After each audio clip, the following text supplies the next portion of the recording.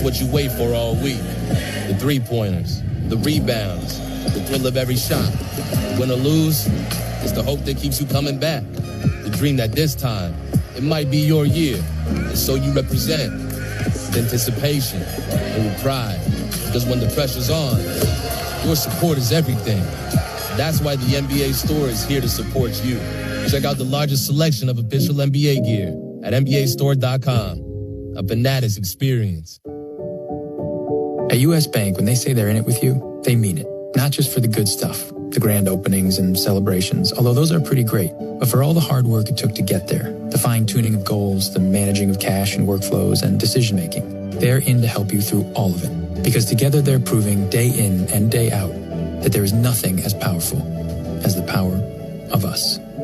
Visit usbank.com to get started today. Equal housing lender, member FDIC, copyright 2024 U.S. Bank. Your destination for fun all summer long is Treasure Island. This summer is stacked with incredible concerts, thrilling giveaways, free live entertainment, and more. Bring the family for a day at the Lagoon and Island Extreme Bowl. Cruise the Mississippi River aboard Spirit of the Water. Or do it all with a staycation at Treasure Island RV Park and Campground or our luxurious hotel. Make this the best summer yet at Treasure Island Resort and Casino. Destination fun.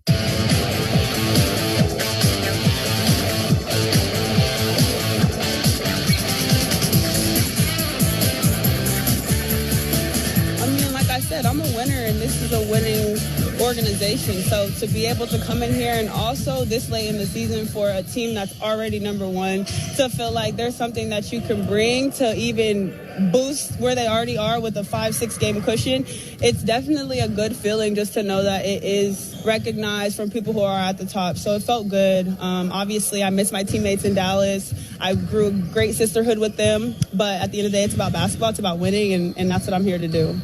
DiJonai Carrington there talking at practice yesterday about her excitement joining a title-contending Lynx team.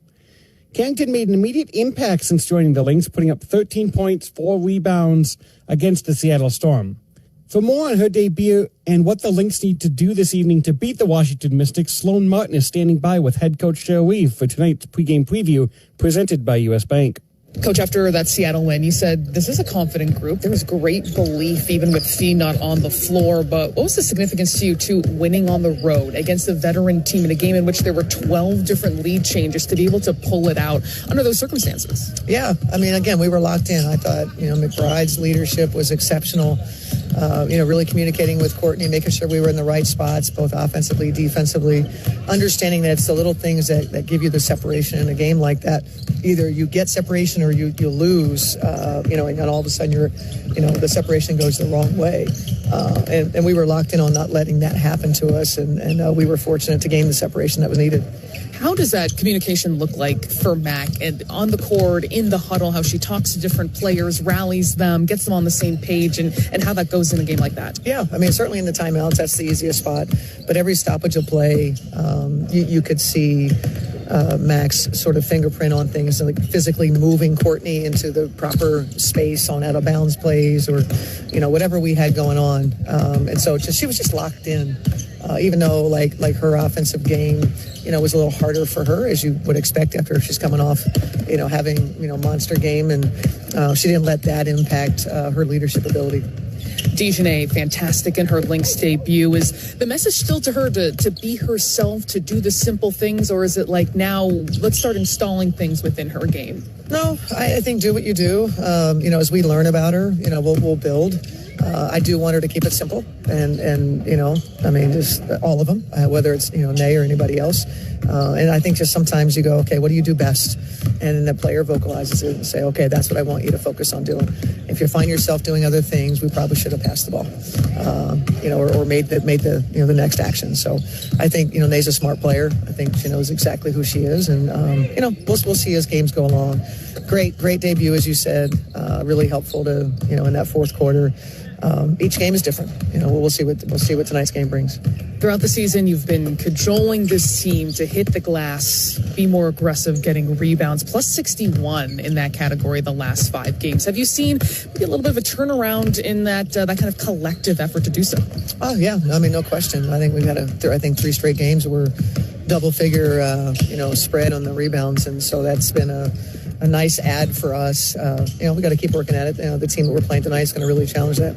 Looking at Washington, when a team like that trades away their leading scorer, do you expect any kind of major departure in what they do, or is it just focusing on who's still here, particularly those two rookies who are putting up big numbers? Well, they play without Sykes. Matter of fact, we played a game without Sykes, so no, they're not going to be any different. Their identity is strong, and I think a player like Lucy Olsen, whose playing time might have been a little shorter when Sykes was available. That's a player that's going to see a lot more time, and she gave us a business last time they were here, and so we understand all their players are good players. Coach, thanks so much. Good luck. Thanks a lot. We will hear from Natisha Heidemann when we get back on the Minnesota Lynx Radio Network. The free iHeartRadio app is #1 for music, radio, and podcasts, all in one. Discover a new podcast from our library of over 350,000 titles. Here's an iHeartRadio podcast preview. The only thing we have to fear is fear itself. It's natural to feel as if nothing like this has ever happened. And for many of us, that's probably true. But our country has been through hard times before. The influenza of 1918, the Great Depression, the Second World War, polio, and the Cuban Missile Crisis. And in each case, our national character has been tested. Let no one doubt that this is a difficult and dangerous effort on which we have set out. Many months of sacrifice and self-discipline lie ahead, months in which both our patience and our will be tested. But the greatest danger of all would be to do nothing. I'm John Meacham, and this is Hope Through History. Download and subscribe now to Hope Through History. Listen and follow this podcast for free on the iHeartRadio app. #1 for music, radio, and podcasts, all in one. Possible.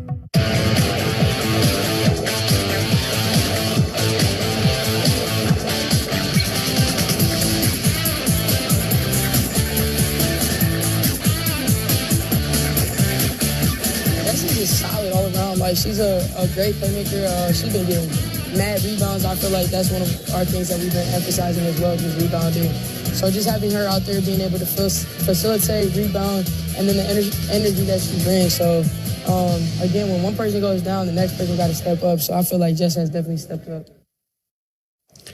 Natisha Heidemann talking there yesterday at practice, praising Jessica Shepard for stepping into the injured fee role. She put up 13 points, 13 rebounds, and 4 assists in the win on Tuesday against the Storm.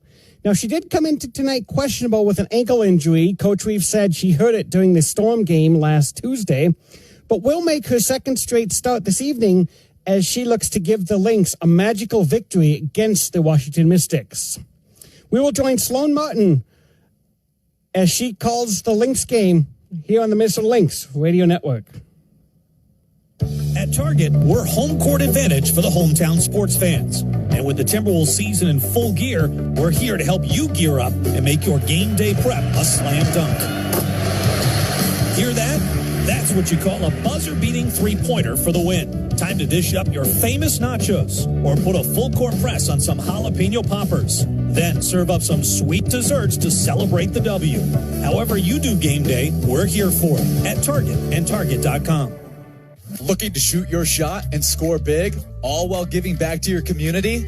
Pilot Games is bringing entertainment with exciting electronic pull tabs to bars and restaurants across Minnesota. Every play is a shot at a jackpot and an assist to a local charity. It's entertainment with a purpose. So next time you're out, look for Pilot Games. Big wins, local impact, nothing but net. Learn more at pilotgames.com. Build your own customizable Lynx experience with the Pick 3 plan. 3:40 to go before halftime. Napheesa Collier feeling it. from 3. Pick any 3 games and unlock the chance to buy tickets to the August 24th matchup against the Fever, as well as access to the playoff ticket pre-sale. There has been no answer for Napheesa Collier in the first half. 24 points. Head to lynxbasketball.com/pick3 to customize your plan now. Hey, this is Napheesa Collier. Hey, it's Courtney Williams. This is Bridget Carlson. Hi, it's Alana Smith. And it's time. And it's time for Minnesota Lynx basketball. It's time to roar. Minnesota Lynx basketball is brought to you by U.S. Bank, an official partner of the Minnesota Lynx, equal housing lender, member FDIC, and by Mayo Clinic. You know where to go. Let's head live to the arena with the call of tonight's game. Here's Sloan Martin. The 25-5 Minnesota Lynx with a chance to take the season series against the Washington Mystics, a team in just its second game since trading their leading scorer.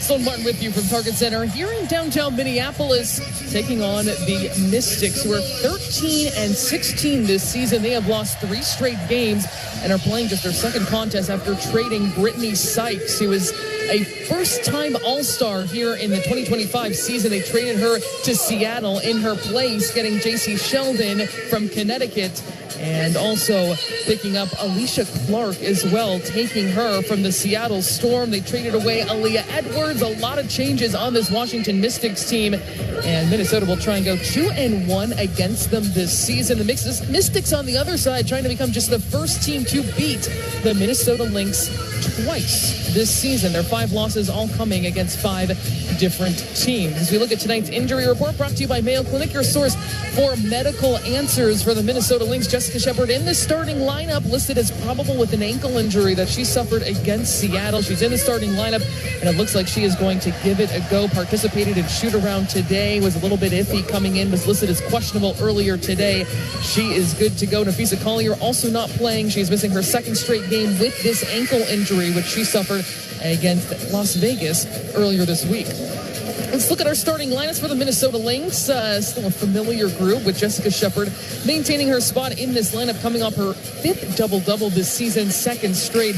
Bridget Carlson, Alana Smith, Kayla McBride, and Courtney Williams. And for the Washington Mystics, the 2-star rookies, Sonia Citron, Kiki Iriafen, Shakira Austin, Jade Melvin, and Shug Sutton wrapping up that group for this particular matchup tonight. The Minnesota Lynx wearing their white home jerseys. On the other side, Washington wearing red with navy accents.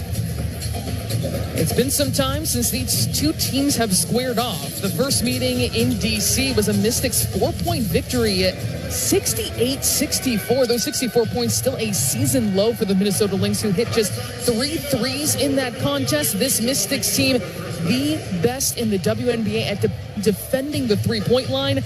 The Minnesota Storm back here at Target Center back on July 3rd, winning 92-75. Napheesa Collier did not play in the loss. She did play in the win. Head coach Sydney Johnson, the first-year head coach for the Mystics, said, well, that was the difference right there, is having her on the floor versus not. Looks like there's going to be a whistle and perhaps a violation for that jump ball. So an anticlimactic start to this game, and it's going to be Mystics basketball. That going on the Minnesota Lynx. So Iriafen will take it over on the far sideline. Should point out, too, as we were talking about some news, a brand new emergency signing, Cameron Taylor, who spent the last 2 training camps at the Minnesota Lynx, wearing number 20 and on the bench right now. She did not land more than 1 hour ago at MSP, as there's a collision, and Sonia Citron's going to dart her way to the rim. Both Williams and McBride are slow to get up. McBride is still on her side. And Minnesota's going to inbound the ball and have to use a timeout here on the first possession of the game. 9:36 on the clock, and Kayla McBride is still on her side, kicking her feet, looking like she's clearly in some discomfort and pain. We're going to step aside here on the Minnesota Lynx Radio Network. Natisha Heidemann, what is your favorite sports memory as a fan? I would say I was a fan when Maya Moore got her jersey retired. I would say my favorite memory from that is when she signed the jersey that I had. That was cool. If you weren't a professional basketball player, what would you be doing? I would be on tour right now, performing shows. live music. If you could eat one thing for the rest of your life, what would you choose? Steak, medium, and potatoes. If you could star in a movie or show, what actor or actress would you like to work with? I would want to work with Gabrielle Union. She's my favorite actress. You're stranded on a deserted island and you only have 3 TV shows to watch. What shows are you watching? I feel like I gotta pick Grey's Anatomy because that's like the longest series in all of America. Law and Order, SVU, and then maybe like Friends or something. Which one of your teammates would you go on a cross-country road trip with and why? Honestly, you know what? I'm gonna pick Bridget because cross the country is mad far, but Bridget is just the chillest. So I feel like I could make it all the way across the country with Bridget. What's your favorite hobby off the court? I just like to chill with my dog, go on walks, and then really just vibe, be outside, be in nature. I got a Maltese. His name's Finn, and he's the cutest dog in the world.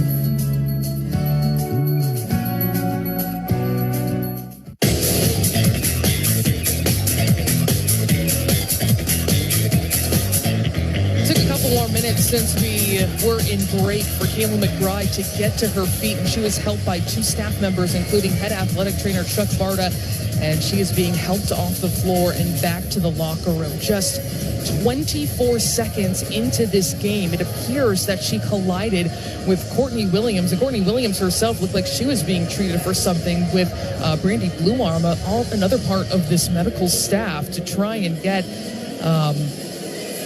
feeling better and get herself back on the floor. So Kayla McBride has exited the court. It looks like Courtney Williams is staying in this game, but it was a drive by Sonia Citron of the Washington Mystics on the very first possession of this game. It appears that they collided into each other, and clapping here as they get on the court, trying to lift these spirits, and we'll bring you an update on Kayla McBride as soon as we officially have one from the team, as she's, I'm sure, being evaluated right now here in the locker room at Target Center. So Natisha Heidemann enters the game early as she has, certainly all season. 9:36 on the clock, and it's a 2-0 Mystics lead as we hold our breaths and think about Kayla McBride. Hopefully we'll see her as soon as possible. Minnesota on their first offensive possession of this game off a curl. It is Bridget Carlton. Quick ball movement. Natisha Heidemann from the perimeter will go skip pass. Baseline shot is no good for Jessica Shepard, but Minnesota moving the ball exquisitely on that possession. Certainly probably having to shake off some shock with seeing Kayla McBride so slow to get to her feet and very slow leaving the court as well, assisted by 2 staff members. It is 2-0 Washington Mystics. They're back on the offensive end. Shug Sutton tries to get the step going downhill, hangs in the air, leaves it for Shakira Austin, met by a brick wall of Jessica Shepard, but has soft touch on the turnaround jump shot. It is 4-0 Washington Mystics. One of just 5 teams that have beaten the Lynx this season. No one has beaten Minnesota more than one time. Minnesota back on the offensive end. Williams uses a high screen from Smith. She'll pull up a couple feet inside 3-point range and knock it down. So good to see Courtney Williams, who was also involved in that collision, knock down a shot. It looked like she might have been a little bit shaken up herself, too. It looked like she may have been touching her lip. She was treated briefly along the sideline and returned to the game immediately after. Washington leading 4-2, 8:20 to go. Deep post up for Erie event. Double team comes, pump fake pull up here for Citron. She drops it through. 6-2 Mystics over the Lynx. And they have a hot shooting start in this game so far against the top defense in the WNBA. The Mystics struggle offensively. They're 11th in offensive rating. Here's Alana Smith, too strong from 3 straight on, leading to a leak out up ahead. Shakira Austin beating multiple Lynx players down, and she's going to finish on the fast break. It is 8-2. Washington Mystics, who are 4 for 4 shooting from the floor so far. Minnesota 1 of 3. The handoff comes to Courtney Williams. She slows her dribble down, guarded by Melvin. Australian connection there with Smith and Melvin. Along the baseline is Shepard. She picks up her dribble. 5 seconds to shoot. Bridget Carlton has to do something. A long 3 by Alana Smith. Just grazes the front iron. And again, Shakira Austin was leaking out ahead, and she has an easy lay-in for 2. It is 10-2.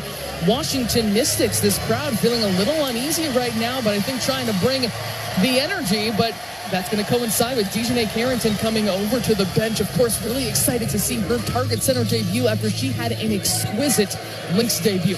Minnesota turns it over. It was picked off by Shakira Austin. Shug Sutton quickly into the front court. Kiki Iriafen trying to get position against Smith. She gets the ball inside, faces up against Smith. Backdoor cut. Shug Sutton is poked away out of bounds. And it will be Minnesota basketball for this team that is needing some energy to be rejuvenated right now when Carrington enters.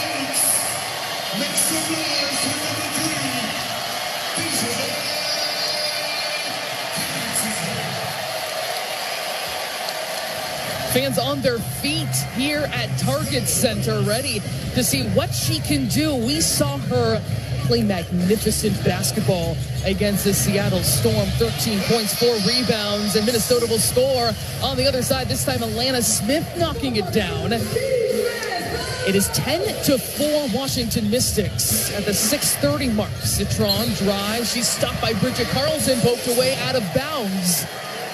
This is exactly what happened the first go-round when Dejanay Carrington entered the floor against Seattle, her first time in a Lynx uniform. Good things just happened.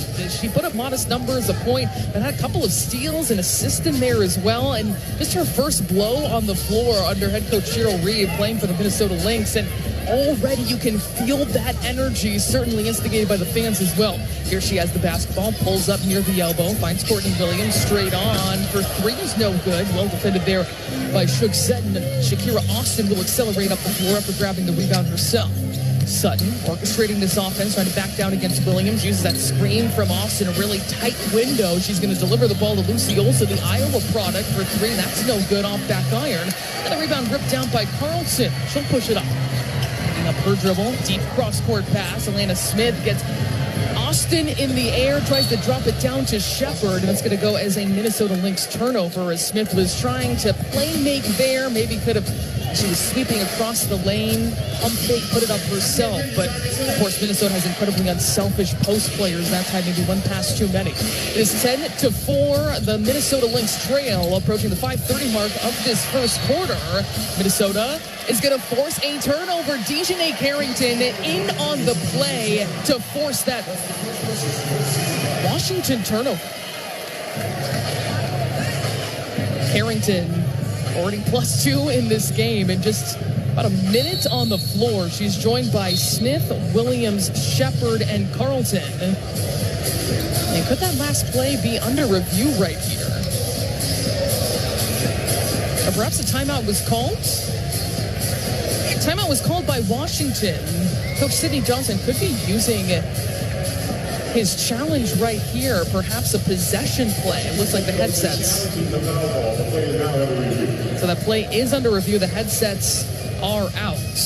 So it looks like this is going to be looking at possession right now. Dejanay Carrington was able to get her hands in, and that's something we heard from multiple teammates about how gritty and aggressive that she is defensively. She uses her length and her strength and her speed and has this kind of mentality that we know caught Cheryl Reeve's attention last year during the WNBA semifinals. Yeah, that game 5, obviously there's a lot on the line. And second half, it kind of seemed like we rolled over a little bit, but you know, that's never in my DNA. I'm always going to compete to the end, and I think that's what stuck out to her. It's just the fight that I had, and I mean, it's not even something that I really like think about because that's just how I play, regardless if it's a game 5 or if it's game 1 of the season. So I was, you know, obviously delighted that she loved that about me, but that's just me, honestly. And Dejanay Carrington talking about her game 5 performance that Coach Reeve also said she was still really struck by, where she had 17 points, 12 rebounds, and 3 steals in that winner go home, go to the WNBA finals kind of stakes. So they're looking at this play right now here at Target Center where Dejanay Carrington was in the passing lane, was able to jostle the ball free, intended at the top of the three-point line, straight on for Sonia Citron. They make contact against each other. Of course, looking for clear and conclusive evidence to possibly overturn this call, the challenge brought by Sidney Johnson. So possibly determining if there was a foul here. I'm not sure if there would be an elevated foul in this case. It looked like purely basketball contact, not unnecessary. Or is this possession that they are sorting out? The headsets have come off, so hopefully we'll have a decision soon.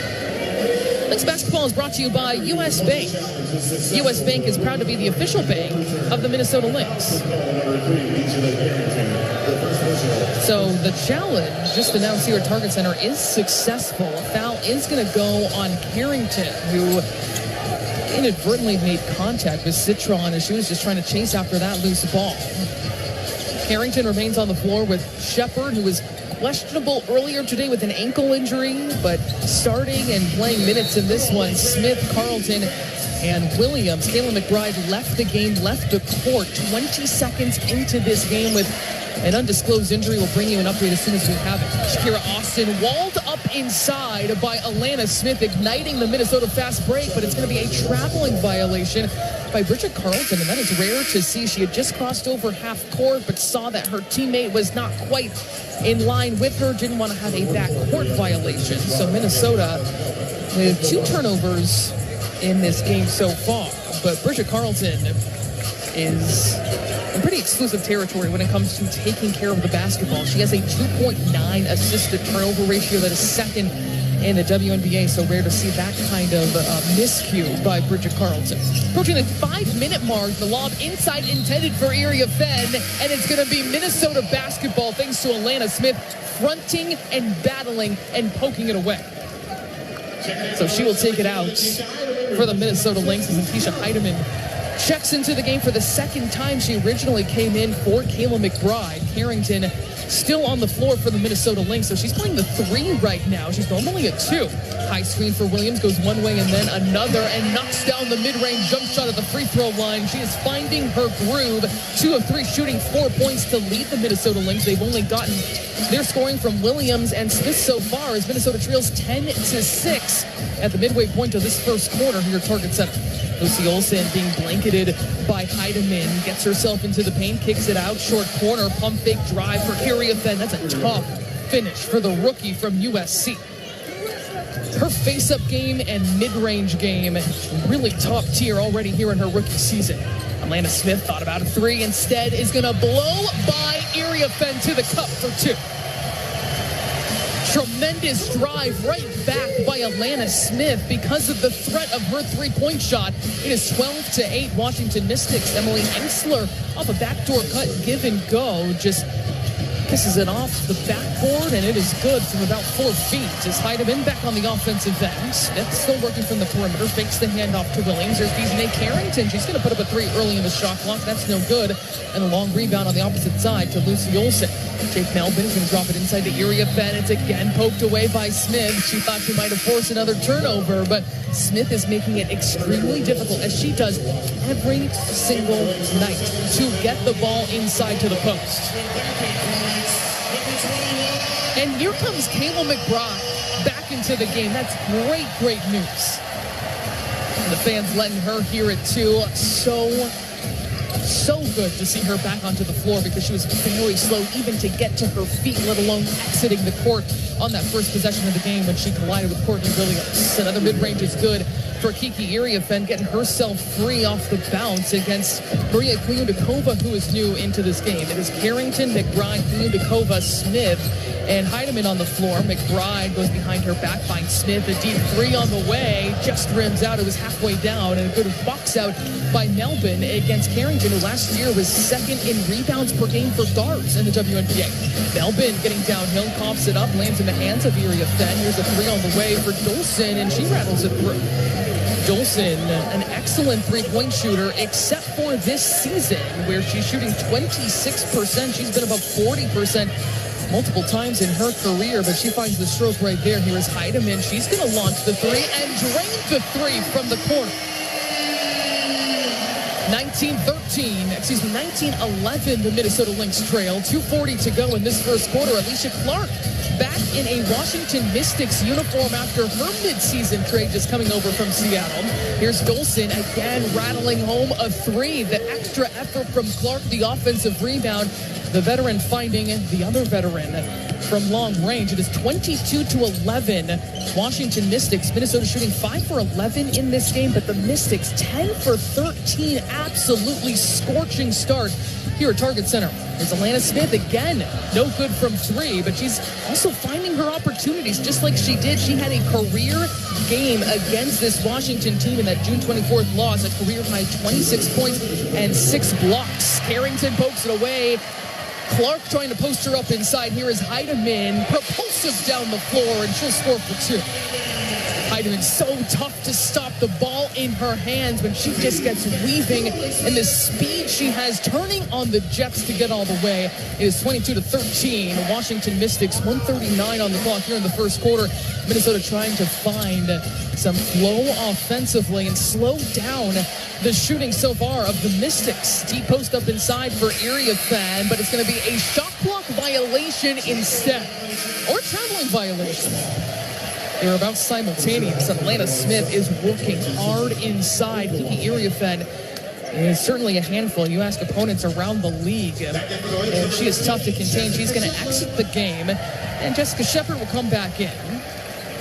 Atlanta Smith going to the bench. Kliudakova, Heidemann, Shepard, McBride, and Carrington on the floor right now for the Minnesota Lynx. And Heidemann now engineering this offense, guarded by Shug Sutton. Now in the hands of McBride, guarded by the rookie. Two Notre Dame Fighting Irish alums. Here's Kliudakova for 3. That's no good. And gripping down the rebound is Austin. Up ahead, Nelvin almost stepped into a 3. Shug Sutton now setting up this offense. This is a high screen from Austin. Being patient, the pocket pass. Austin gets herself free. Well defended on the closeout by Kliudakova. McBride throws it up ahead to Kliudakova. She couldn't quite handle the pass. Still comes up with it, and somehow in traffic is able to put it up and in for 2. Good job by Kliudakova maintaining control of the basketball when there was multiple players bearing down on her right along the baseline to a really vulnerable spot. It's 22-15 Washington Mystics. Sonia Citron turns it over, picked off by Jessica Shepard, now in the hands of Heidemann. She's surveying, then turns on the Jets, flies down the floor, can't convert on the left side. Was looking for a whistle there. It is 5-on-4 now for the Mystics as Heidemann now crossing over half court. 22-15, 19 seconds left. 2-second differential. Here's Shug Sutton for 3 off back iron, and the rebound collected by Shepard. Shot clock is now off. 10 seconds to go for McBride. McBride sizing up against Citron. Finds Shepard at the free throw line. The hesitation. She takes off to the rim. Can't muscle it up and in. And the rebound taken by Dolson. A lot of action in that first quarter here at Target Center, but the Minnesota Lynx trail the Washington Mystics 22-15 as we head to the second here in downtown Minneapolis. You're listening to Minnesota Lynx. The free iHeartRadio app is #1 for music, radio, and podcasts, all in one. Discover a new podcast from our library of over 350,000 titles. Here's an iHeartRadio podcast preview. Imagine you're in a tent in the desert with dozens of other people. It's dark. It's pitch black. Like there's no light coming through. You're all pressed up close together beneath layers of tarps. And there's these weird, like, branches, very creepily kind of holding the top up. You've been warned. What's about to happen will be intense. He was touting that he was awesome. You're here to push yourself to your limits. And you're here for James. You must have a passion for growth, because there's a law in your universe that states if you're not growing, you are dying. Please remember that. James Arthur Ray was an Oprah-endorsed guru. Okay, James, I just love what you just said during the commercial break. I hadn't heard that before. Turned self-help superstar. James Ray has been the most amazing coach. With hundreds of thousands of followers. I'm not usually lost for words, but it's incredible. It's life-changing. And a compelling message. Unless and until you change your beliefs, you will never, ever even scratch the surface of what you're capable of. From Wondery comes a story about the dark side of enlightenment. 911, where is your emergency? 13850, Angel Valley Road. Okay, what's the problem? 2 people, not breathing. How far is too far to go to change your life? I can help you, but you have to be willing. You have to be willing to do what most people won't do. I'm Matt Stroud. Listen to Guru now. Listen and follow this podcast for free on the iHeartRadio app. #1 for music, radio, and podcasts, all in one.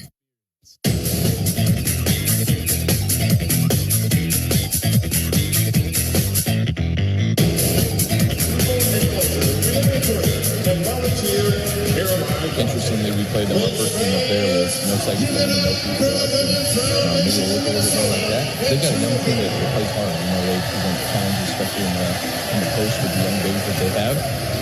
They've played hard all year. So, we got to battle on here. As Lynx associate head coach Eric Thibault talking about this matchup without the leading scorers for both teams. The Washington Mystics trading away this week. Brittany Sykes over to Seattle. They traded Aaliyah Edwards as well. Brought back Alicia Clark, a first-round pick, J.C. Sheldon, as part of their haul for those players, and trying to rack up those first-round picks for a draft in 2026 that could be quite deep, especially in that first round. But they lead the Minnesota Lynx heading into the second quarter, 22-15. Sloan Martin along with you here from Target Center. Kayla McBride made a return to the game. She appeared to sustain, according to the team's statement, a right knee injury earlier in that game, but she was back out onto the floor, and she's back out onto the floor right now too. So for the Minnesota Lynx, it is Carrington, McBride, Shepard, Heidemann, and Kliundakova. Minnesota, of course, playing its second straight game without Nafisa Collier. They are 3-1 this season without her. That one loss against this Mystics team. Carrington barreling her way to the paint, and she is fouled. You better watch out when she decides to put her head down and steamroll her way to the rim. 2 free throws coming up for Dejanay Carrington. Jade Melvin, I don't even know if she was trying to sell the offensive foul. She may have just gone flying by the pure force of Carrington, who has so much strength in her 5'11" frame. She knocks down the first at 22-16. Minnesota shooting 7 for 17 from the floor to start this game, but it is the Mystics 10 for 15. They missed their last 2, but they have been scorching hot. 22-17 after both those free throws. The Mystics still with the lead here. 20 seconds into the second quarter. Sutton dancing around the logo, guarded by Carrington. Carrington so active with her arms and guarding that point guard position. A foul away from the basketball. Looks like it's going to go on Kliundakova. That's going to be her first, and of course the first team foul as well. Still Mystics basketball. That was something that multiple people have talked about with the addition of Dejanay Carrington, her ability to guard point guards, to free things up for Heidemann, for Courtney Williams, and for Kayla McBride. And she's taking a load off of everyone. Here's Jake Melvin, patient through a screen. Shook Sutton is going to throw it across the floor. Kiki Iriafen maneuvering her way through traffic, and she'll guide it up and in for 2. 24-17 is the Mystics lead. Iriafen with 6 points and 2 rebounds so far in this game, and having her way in the paint right now. Heidemann, and then from the free throw line, Kliundakova can't knock it down. Skying for that rebound is Iriafen. Here's Melvin now, up ahead to Dolson. Dolson with a couple of threes in that first quarter, where she's seen her shooting go down this year. Sutton now surveying, trying to get it inside to Iriafen, who's having trouble getting position against Kliundakova. She finally does get it. The double team comes, intercepted by McBride. It's a 2-on-2 as Carrington sprints the floor, gets it at the block. She's going to slow her dribble. McBride just open a second for 3. She can't knock it down. The long rebound chased down and collected by Carrington. It's still Minnesota basketball with multiple effort plays from Dejanay Carrington. Getting into the paint, up and under. Kayla McBride into the paint and slicing. 24-19 is the deficit for the Minnesota Lynx as Kayla McBride looking rejuvenated into this contest. A miss inside, and Jessica Shepard corrals the rebound, and she'll bring it up the floor herself, met by Iriafen. Here's Heidemann now, guarded by Citron, a great on-ball defender, even as a rookie. Heidemann gets her in the air. Kliundakova, a 3 is good. A little jab fake and a 3 from Kliundakova, who is proving huge when Minnesota is shorthanded in the front court. She's got 5 points on 2 for 4 shooting. That's her first triple today, and she's been incredibly consistent as an offensive foul is called. Dejanay Carrington absorbing the contact, and it will be Minnesota basketball as Elena Smith checks back into this game. But Kliundakova played her second most minutes of the year against Seattle, had 8 points on 4 of 8 shooting. Her last 2 games, 9 rebounds, 6 on the offensive end. So she's really making the most of her minutes and showing her poise and composure from someone who's played at the highest levels on the international stage. Minnesota with the basketball, now within 2. But an offensive foul is going to go on Atisha Heidemann.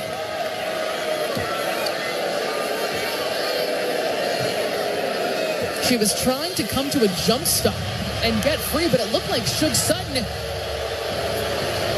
just lost her balance and fell. There was no contact there. Here's Iriafen trying to drive against Smith. Three is good for Sonia Citron, who against the Minnesota Lynx in the first two games has scored in single digits in both of them. Two of just 5 times she's been held under 10 points this entire season. It is 27-22 Washington Mystics as Shepard will swing it over to Carrington, set a screen for her. Carrington drops it down into Shepard, trying to bully her way at the cup, and she is fouled.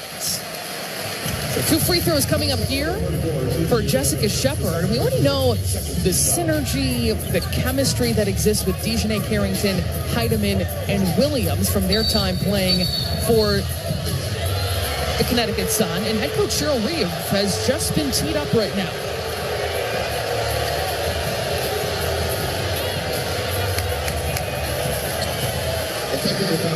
Was Reeve still upset about that lost botched offensive foul call on Heidemann? That's who she was talking to over on the sideline. So Sonia Citron, who's shooting 88% from the free throw line this season, at one point made 32 straight. Just 17 for 22 since. Can't knock down the technical free throw. So then Jessica Shepard should have her free throws coming up over here. Engsler, Clark, and Olsen set to check in for the Mystics. 7 minutes to play before halftime. 27-22 is the lead for the Mystics. So Cheryl Reeve teed up here at the early goings of the second quarter. And now Shepard, her first free throw on the way is no good. Shepard shooting 60% from the free throw line this season. So Courtney Williams checking back in for Minnesota. Carrington, Smith, Shepard, McBride, and Williams. So all starters, except for Carrington, is in there for Bridget Carlton. She goes 0 for 2. It is 27-22 Mystics. They're back on the offensive end. Clark, the 3-time WNBA champion, her first game back in a Mystics jersey. Puts it over to Austin, far outside the three-point line. She's going to put it on the deck, try and take Smith on the drive. She misses it short, and the long rebound comes to Courtney Williams, weaving against Melbourne. Drops it off to Carrington. Another extra pass here is Williams for 3. That's off front iron. The long rebound tracked down by Smith, but it just bounced off of her knee, and it's going to be Washington basketball. Minnesota 2 for 11 shooting from long range in this game. And I mentioned it early on, the Washington Mystics, the best in the WNBA at defending the three-point line. Teams are shooting just 31% from range against them. Minnesota is the top three-point shooting team by percentage in the WNBA at 37% collectively. It's a 5-point Mystics lead. They go back on the offensive attack.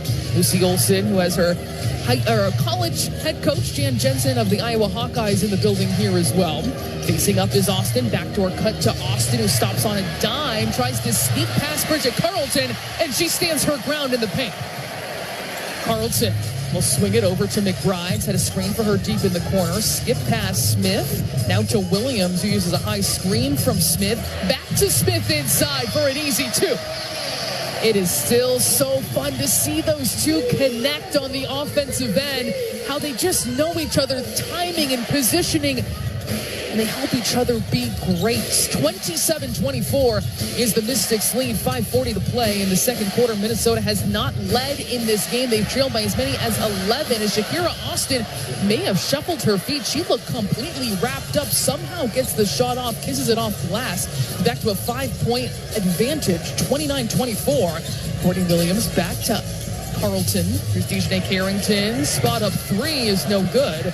And the weak side rebound to Austin. 29-24 is Minnesota's deficit here against the Washington Mystics. Melvin picks up her dribble. Backdoor cut. Clark can't finish in the paint. And a foul as she was going for that loose ball. It's going to go on Carlton. 5:06 to go before halftime. Minnesota playing from behind, but threatening here against an energetic Washington Mystics team, trailing by 5, 29-24. As we step aside, on the Minnesota Lynx Radio Network. This is Alana Smith. Williams working with them. Nafisa Collier's screen. They get the switch wide open. Alana Smith from three. Yes! Roll with us this season and help make our house the best home court advantage in the league. No slowing down the Minnesota Lynx here in the fourth. The Lynx host the New York Liberty for another finals rematch on Saturday, August 16th, while also celebrating Prowell's birthday. Expect all kinds of kid-friendly fun, plus the first 6,000 fans score a Prowell plush hat. Get your tickets now at lynxbasketball.com/tickets. Hit the green and the gaming floor with Treasure Island Resort and Casino's Golf and Stay Hotel Package. Play a round of golf for two at Mount Frontenac Golf Course. Then make the short drive to the island and get in on the action with $50 free slot play. After a fun-filled day, unwind with a one-night stay in our luxurious hotel. Book your stay now at ticasino.com. Treasure Island Resort and Casino. Destination fun. Ben Haney back here in our WNBA Tonight studios with a look at your scoreboard update. Two other games going on right now. Probably the most important one that has an effect on this Lynx game is the New York Liberty at the Dallas Wings this evening. These two teams did face off last Tuesday. Liberty came out on top of that one, 85-76. Liberty have won 2 straight going into the game, while the Wings have lost 3 straight and 5 of 6 into the game. Currently right now, Liberty up 38-21, middle of the second quarter.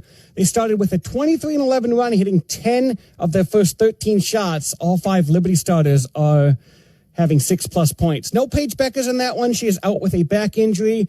Brianna Stewart is still out with that bone bruise, but is expected to return in late August, the team announced. Later on this evening, the Seattle Storm are at the Las Vegas Aces. Storm have lost 3 straight, and 4 of 5. Aces have won 2 straight and 4 of 5 into today. Team sits 6th and 7th in the WNBA standings, just a game and a half ahead of the Valkyrie for the 8th and final playoff spot. Let's head back to Sloan Martin in the Target Center.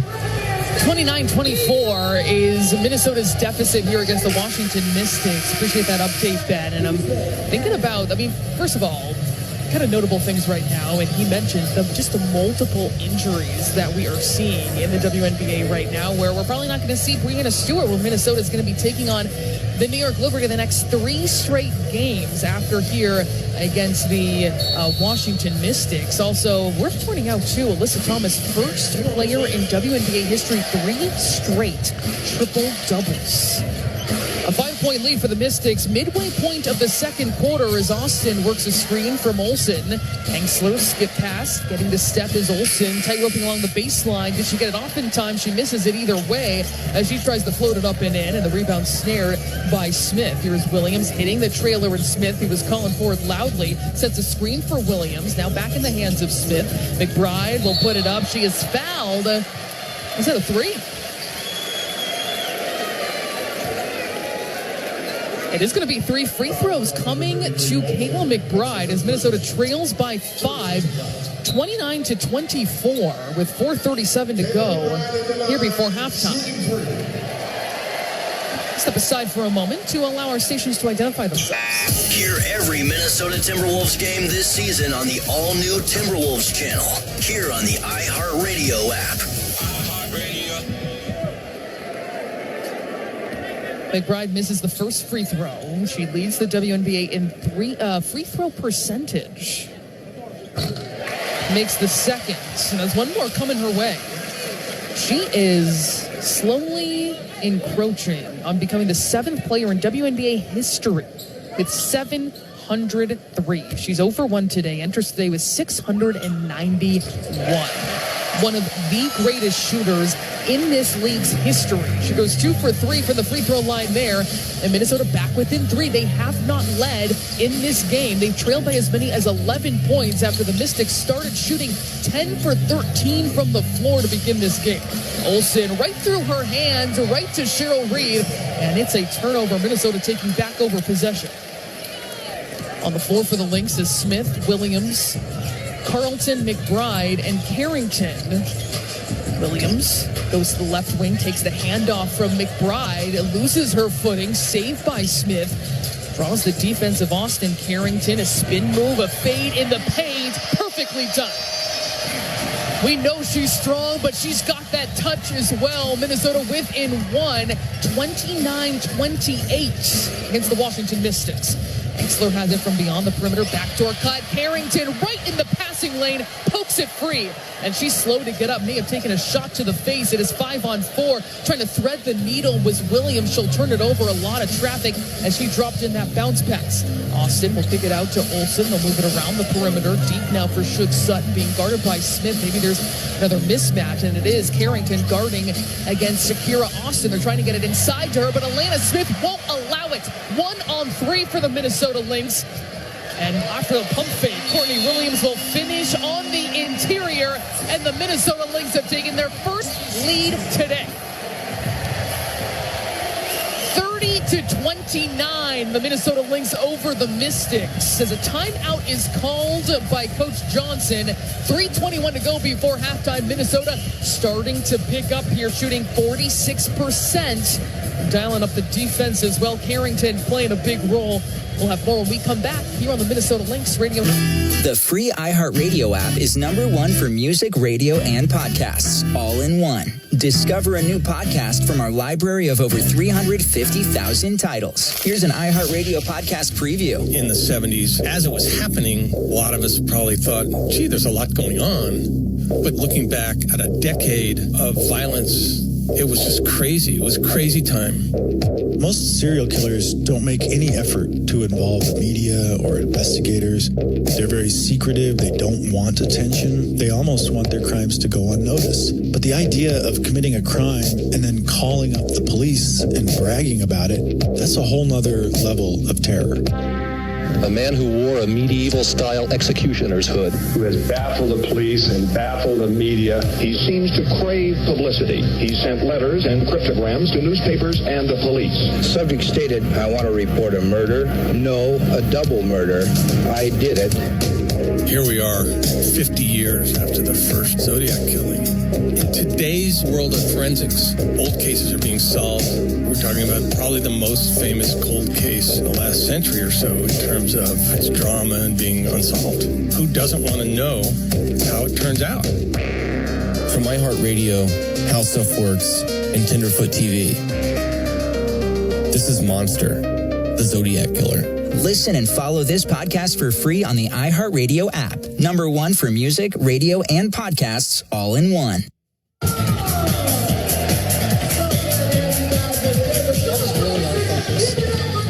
so much. We relied on the players, the personality standpoint, because frankly, I don't know a lot. The little bit that I know, I've enjoyed. I enjoy her as a competitor, I can tell you that. As a competitor times 10.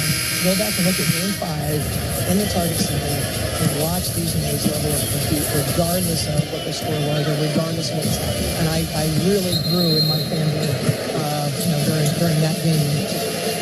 And Coach Cheryl Reeve talking about the newest addition at Dejanay Carrington, who leads everybody with a +9 on the court, 4 points, 2 steals, multiple pass breakups, deflections, and making her impact known in her Target Center debut, just her second game in a Minnesota Lynx uniform, as she was traded for Diamond Miller, Carly Samuelson, and a second-round pick in 2027 from the Dallas Wings. Minnesota has just taken its first lead of the game, 30-29. Carrington getting major minutes here, sharing the floor with Williams, McBride, Smith, and Carlton. Austin has it beyond the three-point line, trying to get free against Smith. Hard screen. Citron will swing it. Now down low inside. Austin, she'll kick it to the perimeter for Lucy Olsen, who will drain a 3. For Olsen, she had been 0 for 3 to start this game, but remember, last time back here at Target Center, had 19 points. Just a barrage of scoring for the rookie from Iowa. Pick and roll here. Smith getting downhill. She's fouled hard by Austin, and free throws coming up here for Alana Smith. The Mystics taking back the lead 32-30 after that 3. 2:44 to go before halftime. But before that timeout, Minnesota had been limiting to the Mystics in this quarter to just 3 of 9 shooting. They started absolutely scorching in this building. 10 of their first 13. And Smith no good on her first free throw.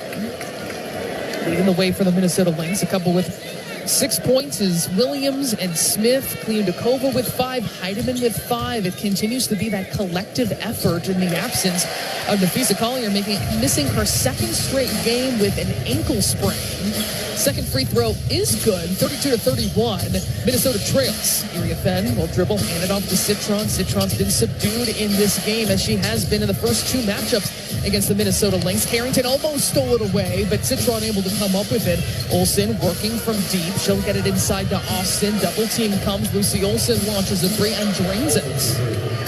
Back-to-back threes for Lucy Olsen, who in the absence of Sykes has seen her minutes skyrocket for this Mystics team after she made the team out of camp. Minnesota back on the offensive end, trailing 35-31. Now 2 minutes to go before halftime as Carlton lets it fly and leaves it way short. And it's going to be Mystics basketball. Minnesota just 2 for 13 from long range. This team, the best team collectively from beyond the arc, 37%, but they had a season low, just 3 threes in their loss against the Washington Mystics. Scored a season low, still a season low, 64 points in that first matchup. Smith in the passing lane pokes it away, intended for Austin. She is having to work for every single catch, and that goes for every post player defended by Alana Smith, but it will still be Mystics basketball. 1:50 to go in the second quarter, 35-31. The Lynx still trail as Olsen is going to check out. Big smile on her face as she goes back to the bench. And comes Jade Melvin. Far sideline out of bounds for Sutton. And into Austin, being guarded by Shepard. She'll set a screen to try and free up Melvin. So Citron puts it on the floor, weaving one way, then going the other, and it's a shot clock violation she did not even know. So Minnesota will take back over. That is 12 turnovers the Minnesota Lynx have forced in this first half, leading to 12 points and counting for this Lynx offense. They trail though by 4 because the Mystics are shooting 58% as a team. Courtney Williams is a high screen from Shepard. She'll pull up long range 2, just hits front iron, and the rebound over to Shakira Austin. That is her 5th already in this game. Austin trying to get downhill, surveying against Smith, looking for the backdoor cuts, and the ball was kicked. But Citron, that's something that this Lynx team was very much prepared for, as Citron is very much willing to look for that backdoor action and try and get herself free. You know, she's a great three-point shooter, but she's amongst the best. She's shooting 70% in the restricted area, which is great for a post player, let alone a guard and a rookie like her. Here's Lucy Olsen getting the step. She can't scoop it up and in. 35-31 with a minute to go before halftime. Minnesota trailing. Courtney Williams in transition. Feeds Jessica Shepard, hangs in the air and finishes through contact. Jessica Shepard showing off a little bit of hang time there, plus the muscle to finish. Shepard was questionable just a couple of hours ago for this game. Injured her ankle against Seattle. Took part in shoot-around. You wouldn't know it by how she's playing so far, and she will complete the three-point play. Jessica Shepard now with 3 points, 2 rebounds in her time on the floor. As the Mystics take back over, Minnesota within 1. They've trailed most of this first half. They've trailed by as many as 11 as well. Austin gives a look inside. Citron's going to set a back screen, and now it's going to go on Minnesota, it looks like, on some off-ball movement. A couple whistles came in at once there. It's going to go on Williams, her first. So sideline out of bounds coming up here for the Mystics. 48.4 seconds left in the second quarter. A reset 14 on the shot clock. Into Austin, trying to turn the corner against Shepard, loses her footing, and she's going to travel. That is now 13 Mystics turnovers, who are 11th in the WNBA. They turn it over on average of 15 times per game. They're already at 13 through almost one half. 45.7 seconds on the clock as Minnesota back on offense. Melvin shadowing Williams. She's taking her time between the legs near the logo. Uses the high screen from Shepard. It's going to get her free, and she's going to drain the long range 2. Courtney Williams, the leading scorer for Minnesota, 8 points on 4 for 7 shooting. 25 seconds left. Citron loses her footing, and Williams tries to snatch it away. Nelpin tries to regain control. It's going to be a jump ball coming up on this side of the floor. Shot clock now off, 17.1 seconds left. Minnesota's taken back the lead for the second time today. Their largest lead has been this one, 36-35, trying to dig out of an early hole, which saw them trail by as many as 11 points. 36-35 on top right now. It's going to be the two Aussies in Melbourne and Smith. And one by Smith, 6'4" versus under 6 feet. Shot clock is off, 10 seconds to play as Williams crosses over half court. Takes a glance up at the clock. Screen from Shepard, drops it down into Shepard, pass a little behind her, 2 seconds left. Bridget Carleton, one dribble, throws it up and in at the buzzer. What a rebound for the Minnesota Lynx in that second quarter, where the Mystics were shredding their defense. A scorching hot beginning to this game. Minnesota settled in. They're shooting near 50% themselves and lead going into the halftime locker room 38-35 against this Mystics team that's beaten them once this season and also playing without Nafisa Collier for the second straight game. Ben's going to bring you the halftime show from our WNBA Tonight studios at Target Center. We'll have highlights, a feature coming your way from a community initiative here with the Lynx organization. That and plenty more to come here on the Minnesota Lynx Radio. The free iHeartRadio app is #1 for music, radio, and podcasts, all in one. Discover a new podcast from our library of over 350,000 titles. Here's an iHeartRadio podcast preview. What if I had known at the beginning of Fish what I know now? You know, the band is like an organic, ever-growing thing. That's a conversation I had with Trey Anastasio, lead singer and guitarist of Fish, for a piece I wrote back in 2002. I first saw Fish at a tiny club in the late 80s. Now, decades later, the band is still touring, still making a cultural impact, and I'm still covering them. I'm Dean Budnick, and this is Long May They Run, Season 1, Fish. I saw them in the late 80s, and the people are going like crazy. I mean, they're dancing like a storm.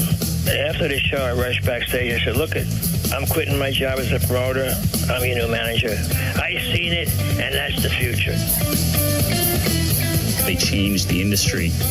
They've changed the landscape, the entire festival circuit.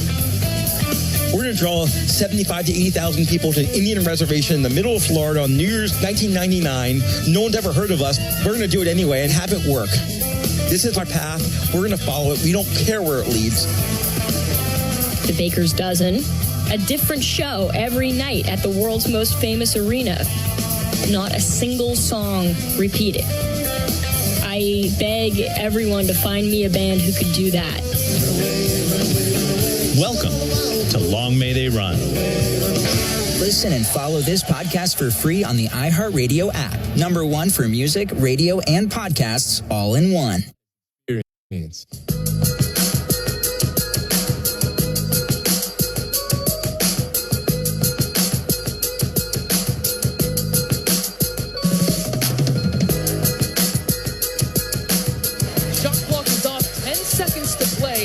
Williams crosses over half court. Jason takes a glance up at the clock. Screen from Shepard. Drops it down into Shepard. Pass a little behind her. 2 seconds left. Bridget Carleton, one dribble. Throws it up and in at the buzzer. What a rebound for the Minnesota Lynx in that second quarter, where the Mystics were shredding their defense. A scorching hot beginning to this game. Minnesota settled in. They're shooting near 50% themselves and lead going into the halftime locker room 38-35 against this Mystics team That's how the first half ended there, with Bridget Carleton shooting, draining that three at the buzzer in order to give the Lynx a 38-35 lead. Welcome back into the WNBA Tonight studios. I am Ben Haney. Bridget Carleton on the night currently has those 2 points. I said a 3 earlier. She didn't drain a 3. She got a 2 there. But 2 points, four rebounds, and 1 assist. Game started out a little shaky for the Minnesota Lynx as they were down 15-22 in the first half. Then the Lynx came out, started on a 7-2 run to start the second quarter. Heidemann gets her in the air. Kliundakova, a three is good. A little jab fake and a three from Kliundakova, who is proving huge when Minnesota is shorthanded in the front court. She's got 5 points on 2 for 4 shooting. That's her first triple today. Kayla McBride then Alana Smith then steals from Courtney Williams in order to take the lead right back for the first time this evening. Against Shakira Austin, they're trying to get it inside to her, but Alana Smith won't allow it. 1-on-3 for the Minnesota Lynx. And after the pump fake, Courtney Williams will finish on the interior, and the Minnesota Lynx have taken their first lead today. 30-29, the Minnesota Lynx over the Mystics as a timeout is called by Coach Johnson. 3:21 to go before halftime. Minnesota starting to pick up here, shooting 46%. That's where we're at halftime, 38-35, Lynx on top. When we come back, we're going to join Sloan Martin as she talks to Natisha Heidemann on the Minnesota Lynx Radio Network. And we are joined now with Dr. Dan Childs, medical oncologist at Mayo Clinic Comprehensive Cancer Center. Dr. Childs, I read recently that about 1 in 8 men will be diagnosed with prostate cancer during their lifetime. Is that accurate? Cal, that's true. This is a very common disease and screening is key. We want to catch this cancer early. We want to cure it. And how do you decide on the best treatment? First, it's important to determine how aggressive the cancer is and whether it's spread to other areas of the body. Now, to do this, we use a combination of blood tests, biopsies, genetic testing, and state-of-the-art advanced imaging to understand more about the cancer's behavior. Now, after we have that information, we talk with our patient about what their treatment options are. It's really interesting. And you mentioned the treatment options. As it pertains to those, treatment of advanced prostate cancer, how have things changed and evolved over the years? Well, historically, there are a limited number of treatment options beyond chemotherapy.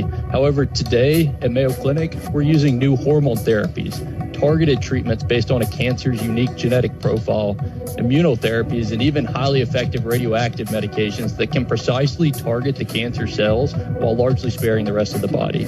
Now, these treatments help our patients live longer, and they make them feel better. Well, we thank you, Dr. Childs, for your time and knowledge. And for more information on Dr. Childs and the incredible work that is being done at Mayo Clinic Comprehensive Cancer Center, visit mayoclinic.org/possible. Hailstorm.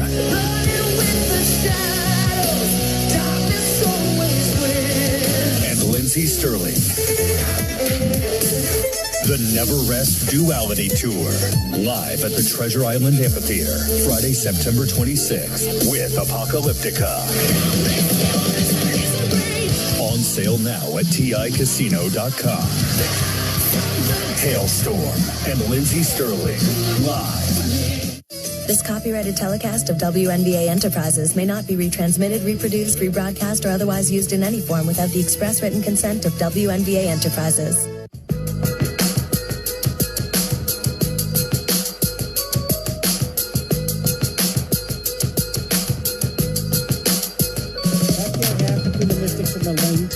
Natisha Heidemann has played a critical role all season coming off the bench for the Minnesota Lynx, and Sloan Martin sat down with her for today's practice report.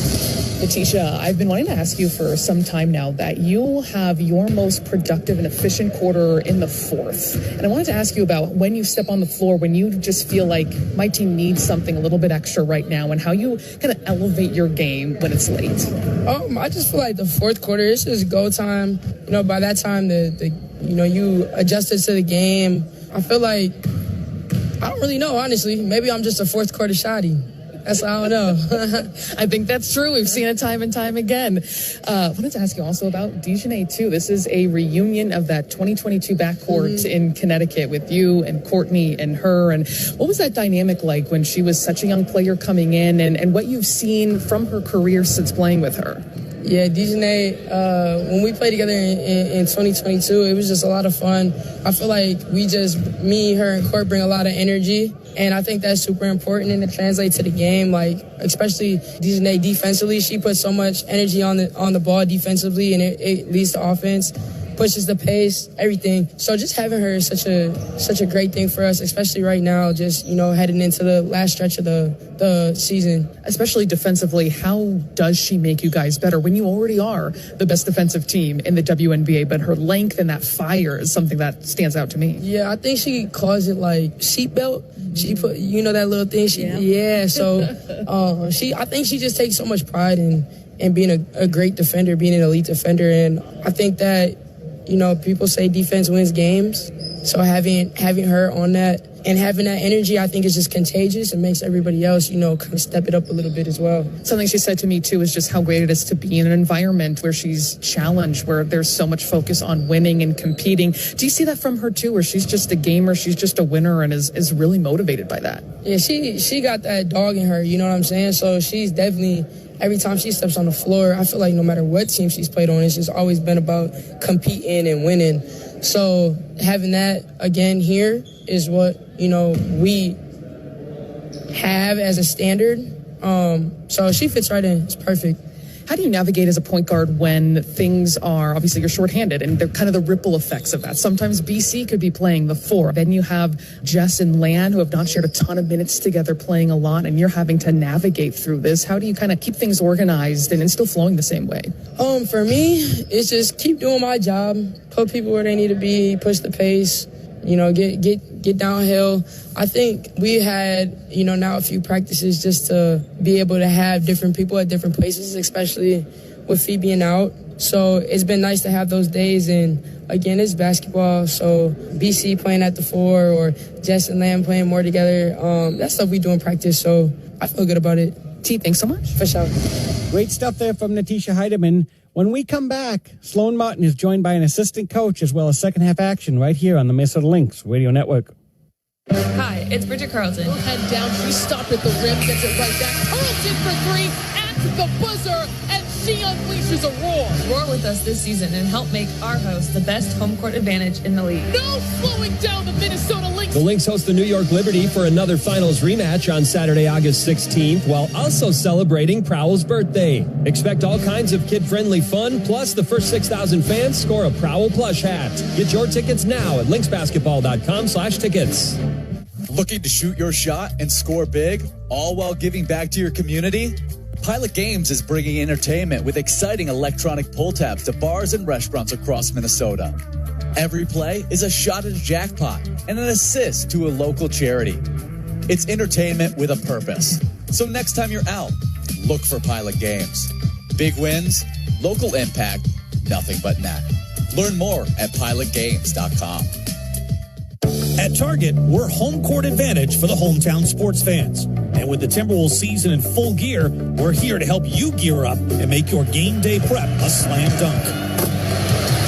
Hear that?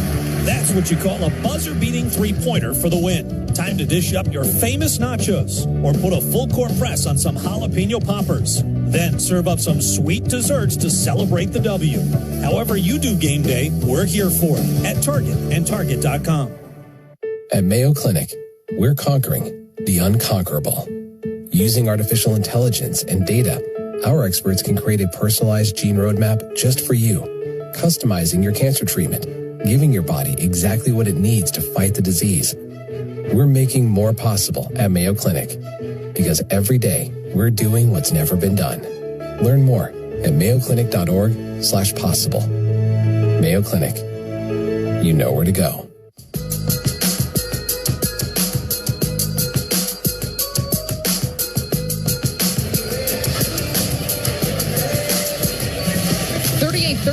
The Minnesota Lynx with a 3-point lead over the Washington Mystics as we begin the third quarter here at Target Center. Thanks for joining us here on this Friday night. The Minnesota Lynx 25-5 this season, facing one of just 5 teams to defeat them this season in the Washington Mystics. That was back in late June in D.C. without Nafisa Collier.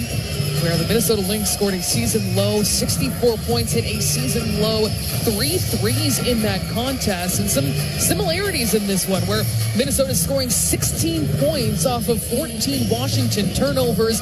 But the starters for the Minnesota Lynx 0 for 8 from three-point land. This three-point lead also their largest lead of the game for the Minnesota Lynx.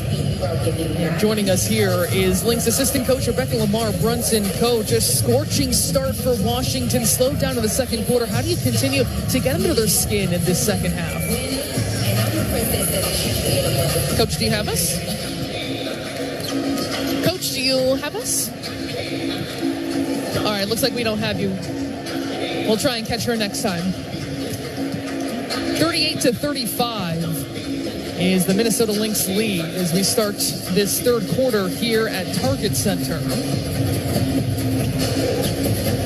We saw a great first half from Dejanay Carrington, who played 15 minutes, by far the most for anyone off the bench, including more than a couple of starters. It was great to see the return of Kayla McBride as well. She was involved in a collision in the first possession of the game, sustained a knee injury, came back out onto the court and brought her usual energy. She's +7 for this first half and almost set to get going here in this third quarter.